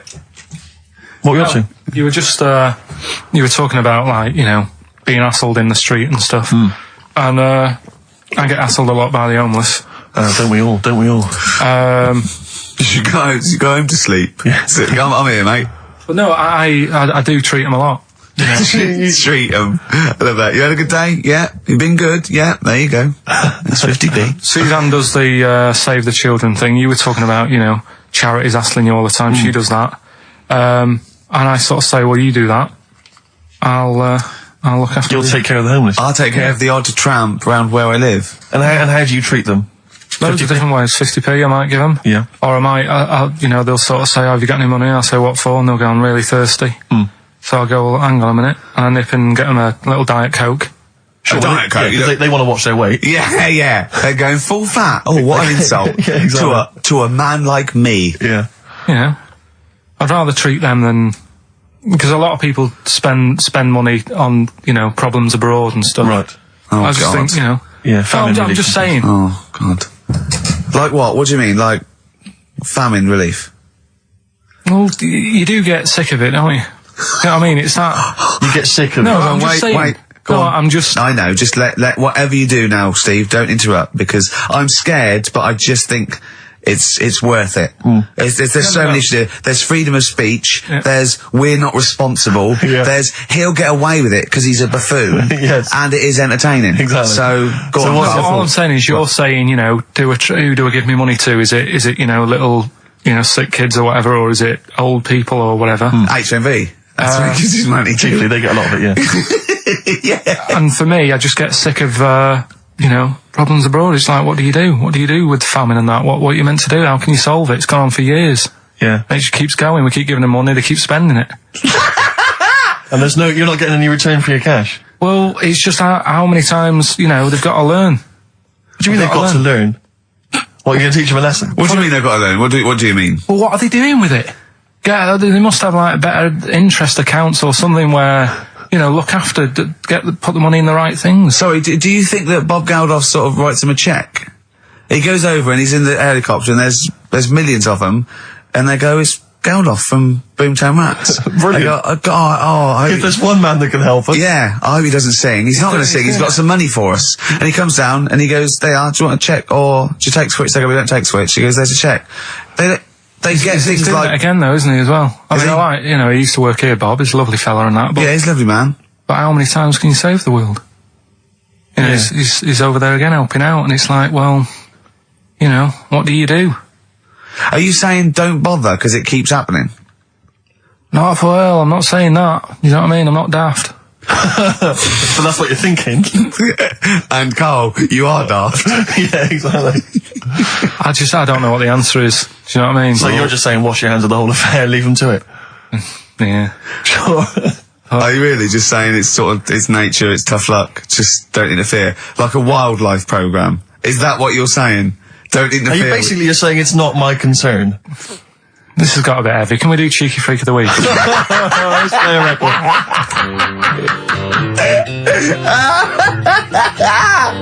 Oh, God! My Hey Hey out of the blue from the album Rust Never Sleeps by Neil Young. Such a brilliant song. Oh, he's a great musician. He's amazing. Yeah. He's incredible. I think we're playing Neil Young track a week Okay. from now until Christmas. Brilliant. Okay. Alright? Excellent. On XFM 104.9, I'm Ricky Radio with Steve Merchant and Karl Pilkington. We were talking about the homeless. I saw a homeless guy in the week as I was walking down Finchley Road, and he was peering in the window of one of the Dixons or something like that, just checking out the details on one of those cable TV packages. And I thought, one step at a time. I mean, firstly, I don't know, start eating your dinner off a plate. Yeah. And then work your way up to, a house, a home, a widescreen TV, A roof. digital television. But it's odd. Well, that might answer one of the questions, because I keep getting recognised by homeless people, and I never know what to say. I go, I think, well, either they're not really homeless, and they've got sort of digs or something, and they watch television, or the scariest one is that they've become homeless in the last few months since the office. I think, oh God, that's really scary. Or they are watching it in Dixon's. They're going, the office is on tonight. Yeah. What are you doing? Going down to Dixon's. Or they think you're one of them. Or that, well, I have. 'Cause I mean, the way you dress. Well, no, some that are probably not quite, got their faculties, so maybe a little bit worse for wear, think they recognise me. And they whole scenarios where they're going, remember we were chatting, I was going, yeah, how are you? And it's just they recognise someone. Right, yeah. But that's a bit weird. But I mean, I think that's the worst thing. On a serious note, it is outside health. We're talking about charity, and I don't know, I sort of, got these standards where I've been sort of caught in the street. But the ones that I'd choose, I'd always think, charity is what touches you. You can't change the world, but you can change your bit. So cancer, obviously, because I'm mum, so I give to cancer. And I think outside health, the next one must be being homeless. Because there's nothing you can do. It's got everything. You're scared, bewildered, you're cold, hungry. It's just everything. Even if you're healthy and homeless, eventually you're not going to be. Well, I do feel bad because, you know, I always feel that I want to give to the health charities, like cancer, for instance, because there's that fear that I might get it. Well, yeah, it's not just that. It's just like, yeah, if you're not healthy, that's the first thing, isn't it? If your life's being threatened, there's nothing else you can really worry about. Yeah. But I don't know if that makes it wrong though. That it's like I'm investing in a possible future. Yeah. Well, not really, because it's the same for everyone, isn't it? But you know. Yeah. I saw a homeless guy as well, looking through the bins, but he wasn't pulling out food and scraps, he was pulling out newspapers. Just having a read. Yeah. I always found that odd. I see that a lot, homeless guys. I don't know if they're just checking out the TV listings. From when he finally gets his When's The Office cable. on? Yeah, The Office, they've moved it. They've moved it to Choice and UK Gold. I don't blame him, because, I mean, there is some cracking stuff on cable TV. There's some great stuff. But I was flipping through the other day, and on digital TV, you can see what other shows are on while you're watching something. I was flipping through, and there was one, and it was called, now, when are you ever in the mood to watch a TV show called I Survived a £200 Tumour? When was that on?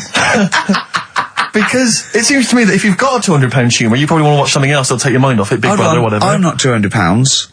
Well, I can't imagine what this is. A £200 tumour. It must have been an error. £200 tumour? It must have been a £200 tuna. It was probably someone fell in the water. Yeah. And it came I survived a £200 tuna. Yeah, and it was just a spelling mistake. Sure. A £200 tumour. That's like, isn't that like kind of having That's Mr. another T? person. That is another yeah. person. Maybe, oh my God, maybe it was all his life they told him it was a Siamese twin. But someone had just painted a little face on it when he was at school. Just drawn a little face Exactly, on. yeah, and they go, it's not your twin brother. I goes, isn't it? Goes, no, it's a tumour. We better take it off. It's £200. £200? That can't be right. You sure it wasn't £20 tumour? I'm assuming that's what it probably would have been. But it was certainly £200 on the digital thing. Maybe that's a mistake. That's great, isn't it? They're trying to make it more interesting. Yeah. It's someone at Carl got there. It's £20 tumour. Let's make it 200. At least they're watch. Exactly. That's what I'd be like, though. I wouldn't want to go to the doctors. You know what I'm like? A £200 tumour. I know. It's just that thing. I mean, you know what I'm like. I don't like. Yeah, it depends where it is as well. Taking your clothes off and all that. There's the pressure in it. You don't like anything being touched, do you? I remember when he said he doesn't check his balls. He doesn't like the feel. That's live with me. He doesn't like the feel. I think. Do you mean that you don't like what it feels like in your balls when you're fiddling with them? Because I imagined it that you meant you don't like the feel in your fingertips. You don't like the feel of your balls. It's the thing of you start thinking about what you're actually touching, and there's something in there, and you might break them and all that. I don't like. Break them. They are delicate. I am scared with the little knobbly bits. Yeah. What knobbly bits?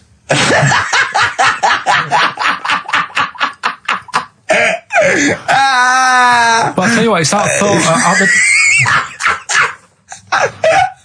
at the doctors. It's that thing of it's not taking your clothes off in front of him, like it's the way you've got to take your clothes off, but he asks you to go behind that curtain to do it first. Yeah. So there's more pressure because then you come walking out with nothing on. Yeah. So it's like, why have you asked me to go behind there? Yeah. Rather than if I just sat there having a chat and he's going, so how have you been? It's like, all right, and just taking the pants off. And then exactly. Yeah. It's the pressure. What was don't take your clothes off, and you came out and he lit a candle, and there was some soft music on. The lights were down. Nice. Yeah. Or he said, if it'll make you feel more relaxed, I'll take my clothes off. Yeah, exactly. Yeah. But I'll do it in the form of a striptease. Now, Carl, I'm going to ask you the question, knowing the answer. What do you think of maybe a gay doctor just checking his testicles out? He's a professional. He just happens to be gay. That would never happen, would it? What are you talking about? Why not? Oh, speaking of... Go on. Doctors. No. Gay people and that. Do you know when we discussed gay-only toilets? Yeah. Mm-hmm. It's only... it looks like it's coming into action. No, it doesn't. Right. No way. It was mentioned again. Where? On... Your head. No, I think... Do you think that people in positions of power are listening to this show getting ideas from you? Tony Blair. Makes you wonder, doesn't it? No, it really does. And the funny thing is, why are they getting upset? Why are gay people getting upset that they might have to have their own toilets? Carl, you don't know what you're talking about anymore. You're having a sly look. You don't know what you're talking about. Okay, can we have Cheeky Freak after this? If you want. Placebo. This picture on XFM 104.9. Steve, you're thinking of taking over as producer, aren't you? Well, I just think it's a shambles. I've asked for Cheeky Freak of the Week, and it appears that Carl's not ready. He's not prepared. No, I can sort of remember it. It's just that I like to have all the information. Contempt for the You've listener. just had a whole bunch of adverts and Placebo in order to get it ready. We're shouting, we're having a shout and that. Right, do you want to sort yourself out in future? Yeah, someone this is what we were chatting about. Someone emailed in about they watched the £200 tumour thing, and when it was removed, it was carried away in a wheelbarrow, right? Carl said, what, even when she had it removed, she still carried it round in a wheelbarrow? And he went, I thought it's sort of like she'd become attached to it. You definitely are my favourite thing in the world. It's great. Look at the way he's looking back. But I think they're all the same. The people, I have had more emails about people saying I watched the £200 tumour and I shaved me arse than anything else. I know. When we ask questions we come about up with science, Shakespeare, we talk, yeah. nothing, Science silence. concept, we talk about political issues. One person emailed in, they said, I tuned into the £200 tumour documentary. It looked disgusting, I couldn't watch for long. What were you expecting? Yeah. That it might sing and dance? Do a little show for you? Oh, Anyway, these, so what's these the are really your listeners, Carl. Now, I think do you know what I mean? You find your niche, you attract your. I think me and Steve are pretty much just here. I think the people that we had in the early days, Rick, they've long since abandoned us. They jumped ship. They've got jobs. Yeah. They've got jobs. They're out now. They've been released. Exactly. Yeah, they're getting their life back together. Carl, Come so on then, what's Carl. the situation with Cheeky Freak? I've got like a couple of bits. Like I say, I haven't got the in-depth stuff that I know. Oh no, because usually it's it's Heavily pretty scientific. researched. Exactly. Yeah. Do the jingle. We've come up with a new one, haven't we? Well, the freak, say chic. Cheeky Freak of the Week. Right. Well, couple of bits. I don't know which one to use as the main feature for this week. It's that good, is it? Well, there's been another one born. What? Little kid. Who on? 4 eyes. Insult. Just a guy who wears glasses. Come on. 4 eyes, 2 noses, 2 mouths. That's weird, isn't it? This bloke, did he also have 2 heads, 2 bodies? Sort of born sort of slightly separately? He wasn't stood next to a mirror. No, it's weird, that, isn't it? That's all you've got. is it? I love that. That's weird. That. Imagine the doctor said that. Well, Mrs. Parks, kid's got 4 eyes and 2 noses. Weird, isn't it? Any clues? Any clues? So that's it. That's all the one. information. Well, I'll tell you what, that shouldn't be the main one. Okay, I've answered But your like I say, what's the idea of this feature? What do I say all the time? Dunno. I always say, think about it. Think about what that would be like.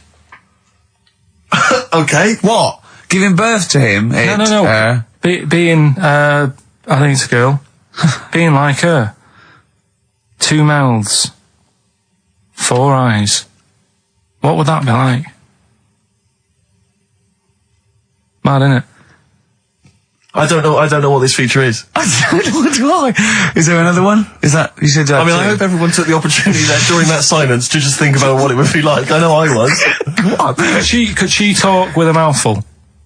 What? Is that allowed? Because she's got 2 mouths. Yeah. Would that be alright in her house? She'd be eating Yeah, one, she can talk with one mouth and eat with the other, I Right, well, suppose. listen, the main one, right? You've thought about that. That's good. The main Cheeky Freak of the Week. I haven't got all the details. Smallest person ever. Right? How big would you say that is? Carl is now sort of like holding his hands up like a fisherman, long ways. That's about 1 foot. Right. Smallest man in the world. I printed the thing off and I can't find it. There's a little picture of him. Right? The odd thing was... But why have you asked me how, did it say, or was it a picture of him? I didn't really read it. Of course you didn't. Of course you didn't. Jesus. I just saw it and thought, that's What, you that's straight away sorted. assumed it was natural size? No, it was that big. But what do you mean it was that big? Little fella, like that. But why are you doing that? What? It was a page with a little fella. How do you know that was natural size? No, it was, because he said it's world's smallest man. And the funny thing is, I've read the first line, I always read the first line, it said world's smallest man. Well done. The weird thing is, he got an head like a light bulb. The shape of it, apparently. I don't know if that's got anything to do with his shape and size. God. That big. His name's Mr. Watts. And the annoying thing is, what got me is, if you're that big, Yeah. right, don't have your picture taken next to a fruit bowl. Why was he having his photo taken next to a fruit bowl? Don't know. Whoever the photographer was, obviously having a bit of a laugh. Yeah. At his expense. Because you would just stand in the middle of nowhere, you'd look normal and that, but he was stood there, just leaning on an apple. Leaning on an apple? What is this? In what world do you inhabit? This was on the internet. I printed it Leaning off. on an apple? Was it Tom Thumb? What is this? Are you sure it wasn't some sort of sci-fi show they were advertising? No, it was Leaning on it. Can you just lean on the apple? Just lean on the apple there. Do me a favour, you stand next to my chihuahua. You're not taking the piss, are you? No, not at all, no. Would you mind leaning on this matchbox? Yeah. Leaning on an apple. And that's what, so he just said he's the world's smallest man leaning on an apple. smallest man, said about his head being like a light bulb. I don't know what that meant. And I just thought, right, that'll do. That's that sorted. Cheeky Rig of the Week done. I think that was on like Monday. Right? I found that. I thought that's done. Printed it off. Forgot to get it off the photocopier. Someone's nicked it. Play a record. You got to... You know, it's just, Steve. No, can I just say, there's no, no Carl, point. please, There's no if point. I say, let's have Cheeky Freak of the Week, and you haven't done your research, you haven't got the information, just tell us you can't do it. But don't lead us on. Don't say this in on charade. radio. Hold your hand up to me and go, how tall is that? It's nothing. That's This is radio. nothing. It's nothing. I think it was that big because he was leaning on an apple. It's not enough information. But, imagine Trevor McDonald coming on, going some news, some stuff. How big's that? How big do you think that is? Yeah. Because there was a fella, coming up after Chris Tarrant. Play a record. I'm angry. I'm actually angry. And if Monkey News is in any way similar, you've really pulled your finger out with that, have you? Mm-hmm. Good. Let's have Rockbusters answers next. Supersonic. Oasis on XFM 104.9. Right. Getting through it. It's the Rockbusters. It's the Rockbusters results, really, because this is a very important result. It's whether they stay in the Premiership or are relegated. This is the playoffs for Carl. Okay? You need 3 points. You need 3 points to stay up, Carl. Go on. Right, had a lot of right answers in that. Right, okay. That's in your favour. You know. Okay. The first clue was the doctor said part of the foot and the leg was no good, so he took them off. He threw them away. Yeah. The initials TB. Yeah. Right. Go on. Tony Bennett. Alright, that's Tony Bennett. Tony Bennett. Tony Bennett. Yeah. Okay, that's a warning. That's a yellow card. That is a yellow card, but you can still get the points. Right. Because his name's not Bennett. Tony, brilliant. Tony, perfect. A pun. Toe, knee, his name's Tony. Perfect. Bennett, no, his name's Bennett. See? Well, he's in London this week as well, so I don't know if it's sold out. I won't mind. Are you on drugs, or did I actually crack your head? Did I actually give you some brain damage? Because you're worse than usual now. It's like, go on. Right, the second one. That Scottish fella. We've got to speed this show No, up. hang on. I've just got to make sure it's right. We don't want to look stupid. Right? That Scottish monster has got a bit of a tan. I don't think we can look stupid with material like this. TD. That Scottish monster's got a bit of a tan. The answer there, the darkness. I'll give you that. Right. Well done. And the last one. Goal. The 60s singer, he had a heart attack the other way whilst having it away. You won't be seeing him again. The initials FNM. That's Faith No More. Adam Faith. Right? No! Doesn't count! Why not? Adam Faith No More. Right? Adam Faith No More. So, sorry, what is the clue? Is the clue Adam Faith, or is it Faith No More? Just Faith, I suppose. Just Faith No More. He's a 60s singer. So we got that. That's that. Safe for next week. Who's the winner? What do you make of it? You've got the deciding vote, Rick. Well, Come on. I mean, you know my feelings on that. it works Faith No More, but he's mixed up what cryptic is and that, because the fella, I mean, Adam Faith did actually die having it away, didn't he? Yeah. So it's all about him. It's all right. All the facts are right. Anyway. Okay, I think he's got a reprieve. I think I'll give it to him. I think I've got to give it to him, Steve. I think I have. He actually pulled that out of the bag, that one. There's no Jamaican fellas seeing icebergs or, Whitney Houston. The closest he came to is Bennett, and I'll let him off that. I've got to be a fair ref here. Well, fair enough, and well done to, I'm always a fan of names that for some reason just strike me or tickle me. Yeah. And this week the lucky winner is, Dave Suckling. There's nothing amusing about that. Oh dear. So well done to Dave Suckling. Okay. Suckling wins it. Suckling takes the prize. He takes the prizes, and well done to him. I guess there's more of that next week, and we're fast approaching the end of the show, Rick. I know you are excited about that, as am I. Well, I know, but the best to come, because we've still got Bruce Springsteen coming up now, followed by Monkey News. All right, Monkey News It's after amazing. What an amazing show this is. Shape.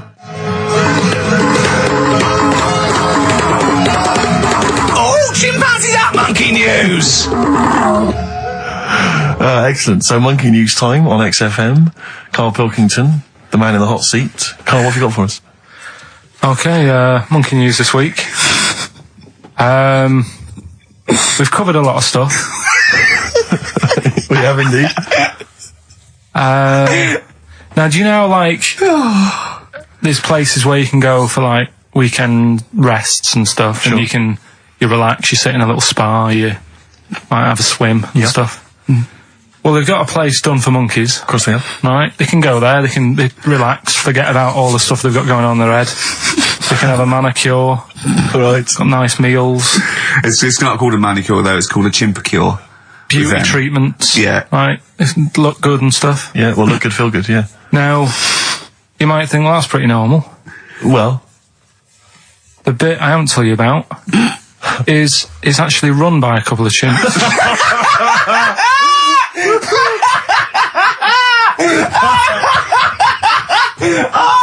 Oh God! Oh God! Oh God! You're a maniac! Right. Oh, for Christ! Let's just... That's like coming a chimp. Let's just... Of course it's not. No, it is, because think about it, right? No, not think about it. What do you mean? Yes, it is. Of course, it's not run by a couple of chimps. What do they do? Get a loan? Right, if a chimp wants to have a rest, Yeah. where would you go to? A place that's run by humans that don't know what chimps' needs are? No. My point is this: how did they get it together? How did the two chimps, Mr. and Mrs. Chimp, went for a loan and said, "I'll tell you what we need: a spa." I think it started off quite simple, right? Just basic stuff. But they've expanded over time because it's become so popular. It's gone mental down there. Sure. Go! They've all heard about it. Now, the thing is, the problem is this, right? That isn't even the top and bottom of it, right? Oh, Christ! The problem is, it's been going on and on and on, right? It's been earning a lot of money and stuff. The monkeys are happy. The monkeys that go there are loving it. They're telling friends and stuff. They're all coming to it. Now, the problem is, it's this little monkey, little man monkey and a little woman monkey, right? Yeah. They were sort of girlfriend and boyfriend. Sort of. It's an open relationship. They can play around if they Well, want. the problem is they're not married, right? Now, trouble brewing. the lad monkey, fella monkey, he's getting quite old. And the problem is, because it's his name that's down on all the stuff. all the forms. Let him finish. I'm getting scared now. Let him finish. It's his name on the business, and the problem is his missus is kind of like, what's going to happen? Sure. What If are you he getting? passes Where are you away. getting this from? Internet. Oh, I don't know where to start. No. This is the. Can we just hear the end? This is ridiculous. So the problem is the female monkey is worried that the male monkey she's worried. is What's going going to to happen with the business? What's going to happen? Of course. Right now, What do you mean the business? the health That isn't spa, a business. It's a joke. health Rick, spa. you're not listening. His name's on the form. The male monkey's name is in his name. Now the problem is the woman monkey has got some kids, but because they're not blood relatives, it's not going to be handed down to them. And the court, They're kids from a previous monkey marriage. yeah. Right. So that they're not going to get it. Let me just check this out. Yeah, otherwise you don't want to check the facts, otherwise Yeah. you could look like a twat spouting shit on the radio. Please check the facts for scientific And security. they're just a bit worried because they're saying that the people in Ohio, which is where they've got the little health thing going on. So that makes it more believable that it's Ohio. I thought you meant it was Berkshire, in which case it would be rubbish. It looks like the local people are trying to get in there. They've seen the success of it. Sure. And they're They want a trying piece to of go the in and action. take it over and stuff. Yeah. So, Give me the piece of paper. Throw it away. Play a record. That's the worst. That's the worst one I've ever heard. And there's something wrong with you. You're educationally subnormal. Final tune from us. Tim Buckley. Lovely song called Wings. Back next week? Yeah. Yeah. See you, Carl. Right, competition time. Brand new competition we've come up with. My favourite we've ever done, I'll be honest. And a great prize, The Sixth Sense. You get a clip of a great film, and then you get to keep the great film. Now, I'll just explain this competition. I think Karl is a little bit of a frustrated actor. And so, by the power of technology, Karl takes the role in a film. And there's a question about it afterwards. This is a scene starring Karl Pilkington from The Sixth Sense.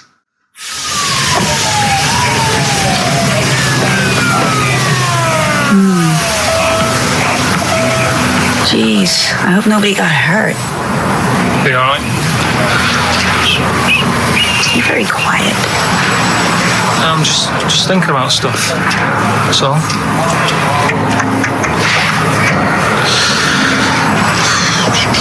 You're mad I missed the play, aren't you? A little bit annoyed, to be honest. Went down a storm playing the drums in Little Donkey, but your loss. I'd give anything to have been there. Well, you wouldn't, because you didn't. But like I say, it's your loss, isn't it? Anyway, I'm just quiet because I'm thinking about stuff, like I said. Right? I'll make a big deal out of it. What is it? Well, I was just thinking, what would happen, right, if you put a chameleon on a mirror? How would it handle that? It's a bit weird, isn't it? Oh, you're scaring me. That's scaring you. This'll scare you, right? The other day, saw two old men sat there having a Twix. You never see that, do you? Old fella having a Twix. You see ghosts, Cole? No, just the old fellas having a Twix, boy. They talk to you? No. They tell you to do things? No, because they were too busy eating, but what's that got to do? What are you looking like that for? Do you think I'm some sort of freak or something? Is that? I would never think that about you. Well, it's just- Ever. no. Got it? All right. Well, it's a very chilling scene, that. that is great. Oh, that is fantastic. It's a very spooky scene from the film The Sixth Sense. Rick, I think you've got a question. Well, yeah, I mean, Karl played it wonderfully there, the role of the child that sees weird stuff. But who played the original role? What was the name of the child actor who played the original role? It's email only, ricky.gervais@xfm.co.uk. You can win a copy of The Sixth Sense. It's time for the newest quiz in town. This is where Karl inserts himself into a seminal film. Last week, he was the little kid in Sixth Sense. You remember, to great acclaim. The critics loved it. They said a triumph. This week, he's fiddled with The Graduate. This is the scene where, of course, he goes upstairs to the hotel room, and it's on the cards. She's a dead cert, Mrs. Robinson. Well, Here we go then. So, are you ready for it? I've brought some condoms from home that Suzanne got for Christmas. Benjamin, What? will you bring me a hanger? A what? A hanger.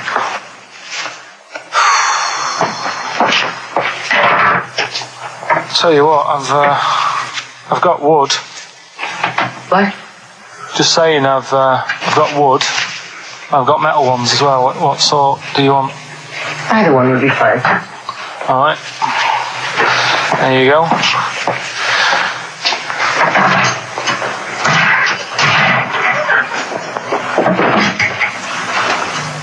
Are you afraid of me? No. No, I've seen weirder things than you. Have I ever told you about the two lads I went to school with who had big heads? Webbed fingers as well. Not related, and weren't mates, but both had the same thing, which is a bit weird. I've never found out what was wrong with them. Can I ask you a personal question? As long as it's not about my head being round, because Ricky's always going on about that. He's saying I've got a round head. Well, you can admit that, can't you? No, it's. I'd say it's a normal sort of shape. It's just round. It is, isn't it? Yeah, but what do you mean? So is yours. Heads should be round. It's nothing to be ashamed of. I'm not ashamed. It's just a normal shape. Mm-hmm. And you can talk. Look at your saggy arse. Anyway, get your knickers off. Hello, darkness, my old friend. I've come. Oh, that was a joy. Oh dear. It was an absolute treat. Now, I should say that obviously the prize is a copy of The Graduate. Now, bear in mind that XFM is giving away these prizes. Yeah. Carl is so cheap that he wouldn't even buy it on DVD. He's bought it for $6.99 on VHS. It'll be panned and scanned. It won't be widescreen. There's none of the extra features that you get on the DVD. Oh, look at Carl's face. He's gutted. Carl, did you pocket the rest of the cash? No, I have to use my own money to buy these. Right? What, you're using your own money to give this stuff away? Yeah. So I had to go and buy that. XFM is so cheap, I know. Right? I know. And it's not worth having it on DVD, is it? 'Cause Why not? It's an old film, so... So the quality is do you know what I mean? They can't really tidy it up. Of course they can. They do it from a print. They don't do it from the video. They don't get the video and go, let's make it into a DVD. An old Betamax copy that someone had knocking about. Well, anyway, It's the same film, though, isn't it? Fine, okay, well, you're right, it is yeah. the same But anyway, film, yeah. you can win $6.99's worth of The Graduate. The question, and it's email only, Steve, it's not Steve, it's ricky.gervais@xfm.co.uk. The question is, name the actor that Carl was taking the place of in the film, and of course the actress that he's performing opposite. ricky.gervais@xfm.co.uk. Lovely. Something else we're giving away. Go on. The Shining. It's just more throwing away, isn't it? Once Is again, it on video? Once again, it's on VHS. Just because you buy it out of your own money, Carl, stop being so mean. And I want to watch it tonight, because it's one of those films that... So you're going to watch this video, and then you're going to send it to someone as a prize. Yeah, it's one of them films that... Oh, sorry, what, you just said yes to that without blinking? Oh, yeah. You don't think, like, Les Dennis doesn't have a quick go in the car on Family Fortune before he gives it away? It costs Jim Bowen has $5.99. a go at those his and her towel racks. It costs $5.99, Carl. Okay, this is Carl in the classic The Shining. And what's the question? Well, we might ask that afterwards. Okay, then.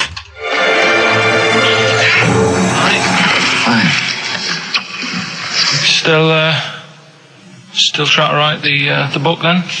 Yeah? Yes. Good.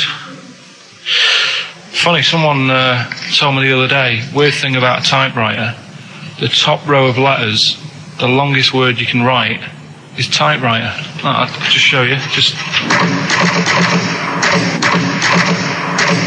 That's weird, isn't it? It's just the typewriter being... You're not in the mood, are you? You're in one of those grouchy moods again, like you get into when you're writing. Not being grouchy. I just want to finish my work. Yeah, it's just being a bit funny, a bit offhand and that. Let me explain something to you. Go on. Whenever you come in here and interrupt me, you're breaking my concentration. You're distracting me. And it will then take me time to get back to where I was. Understand? Yeah, but I just was coming in to try and cheer you up, you know, if you... I mean, I'm full of ideas as well, you know, if you're having a problem coming up with stuff, got loads of ideas you could write about. The other day I read about this airy Chinese kid. What do you want me to do about it? No, it's just that it could make a good book, do you know what I mean, sort of following round. That's swell. Well, I'd buy it, you know, but if you don't want to know, don't bother doing it. But do you know what I mean? It's just airy Chinese kid. It's weird because they're not normally that airy over there.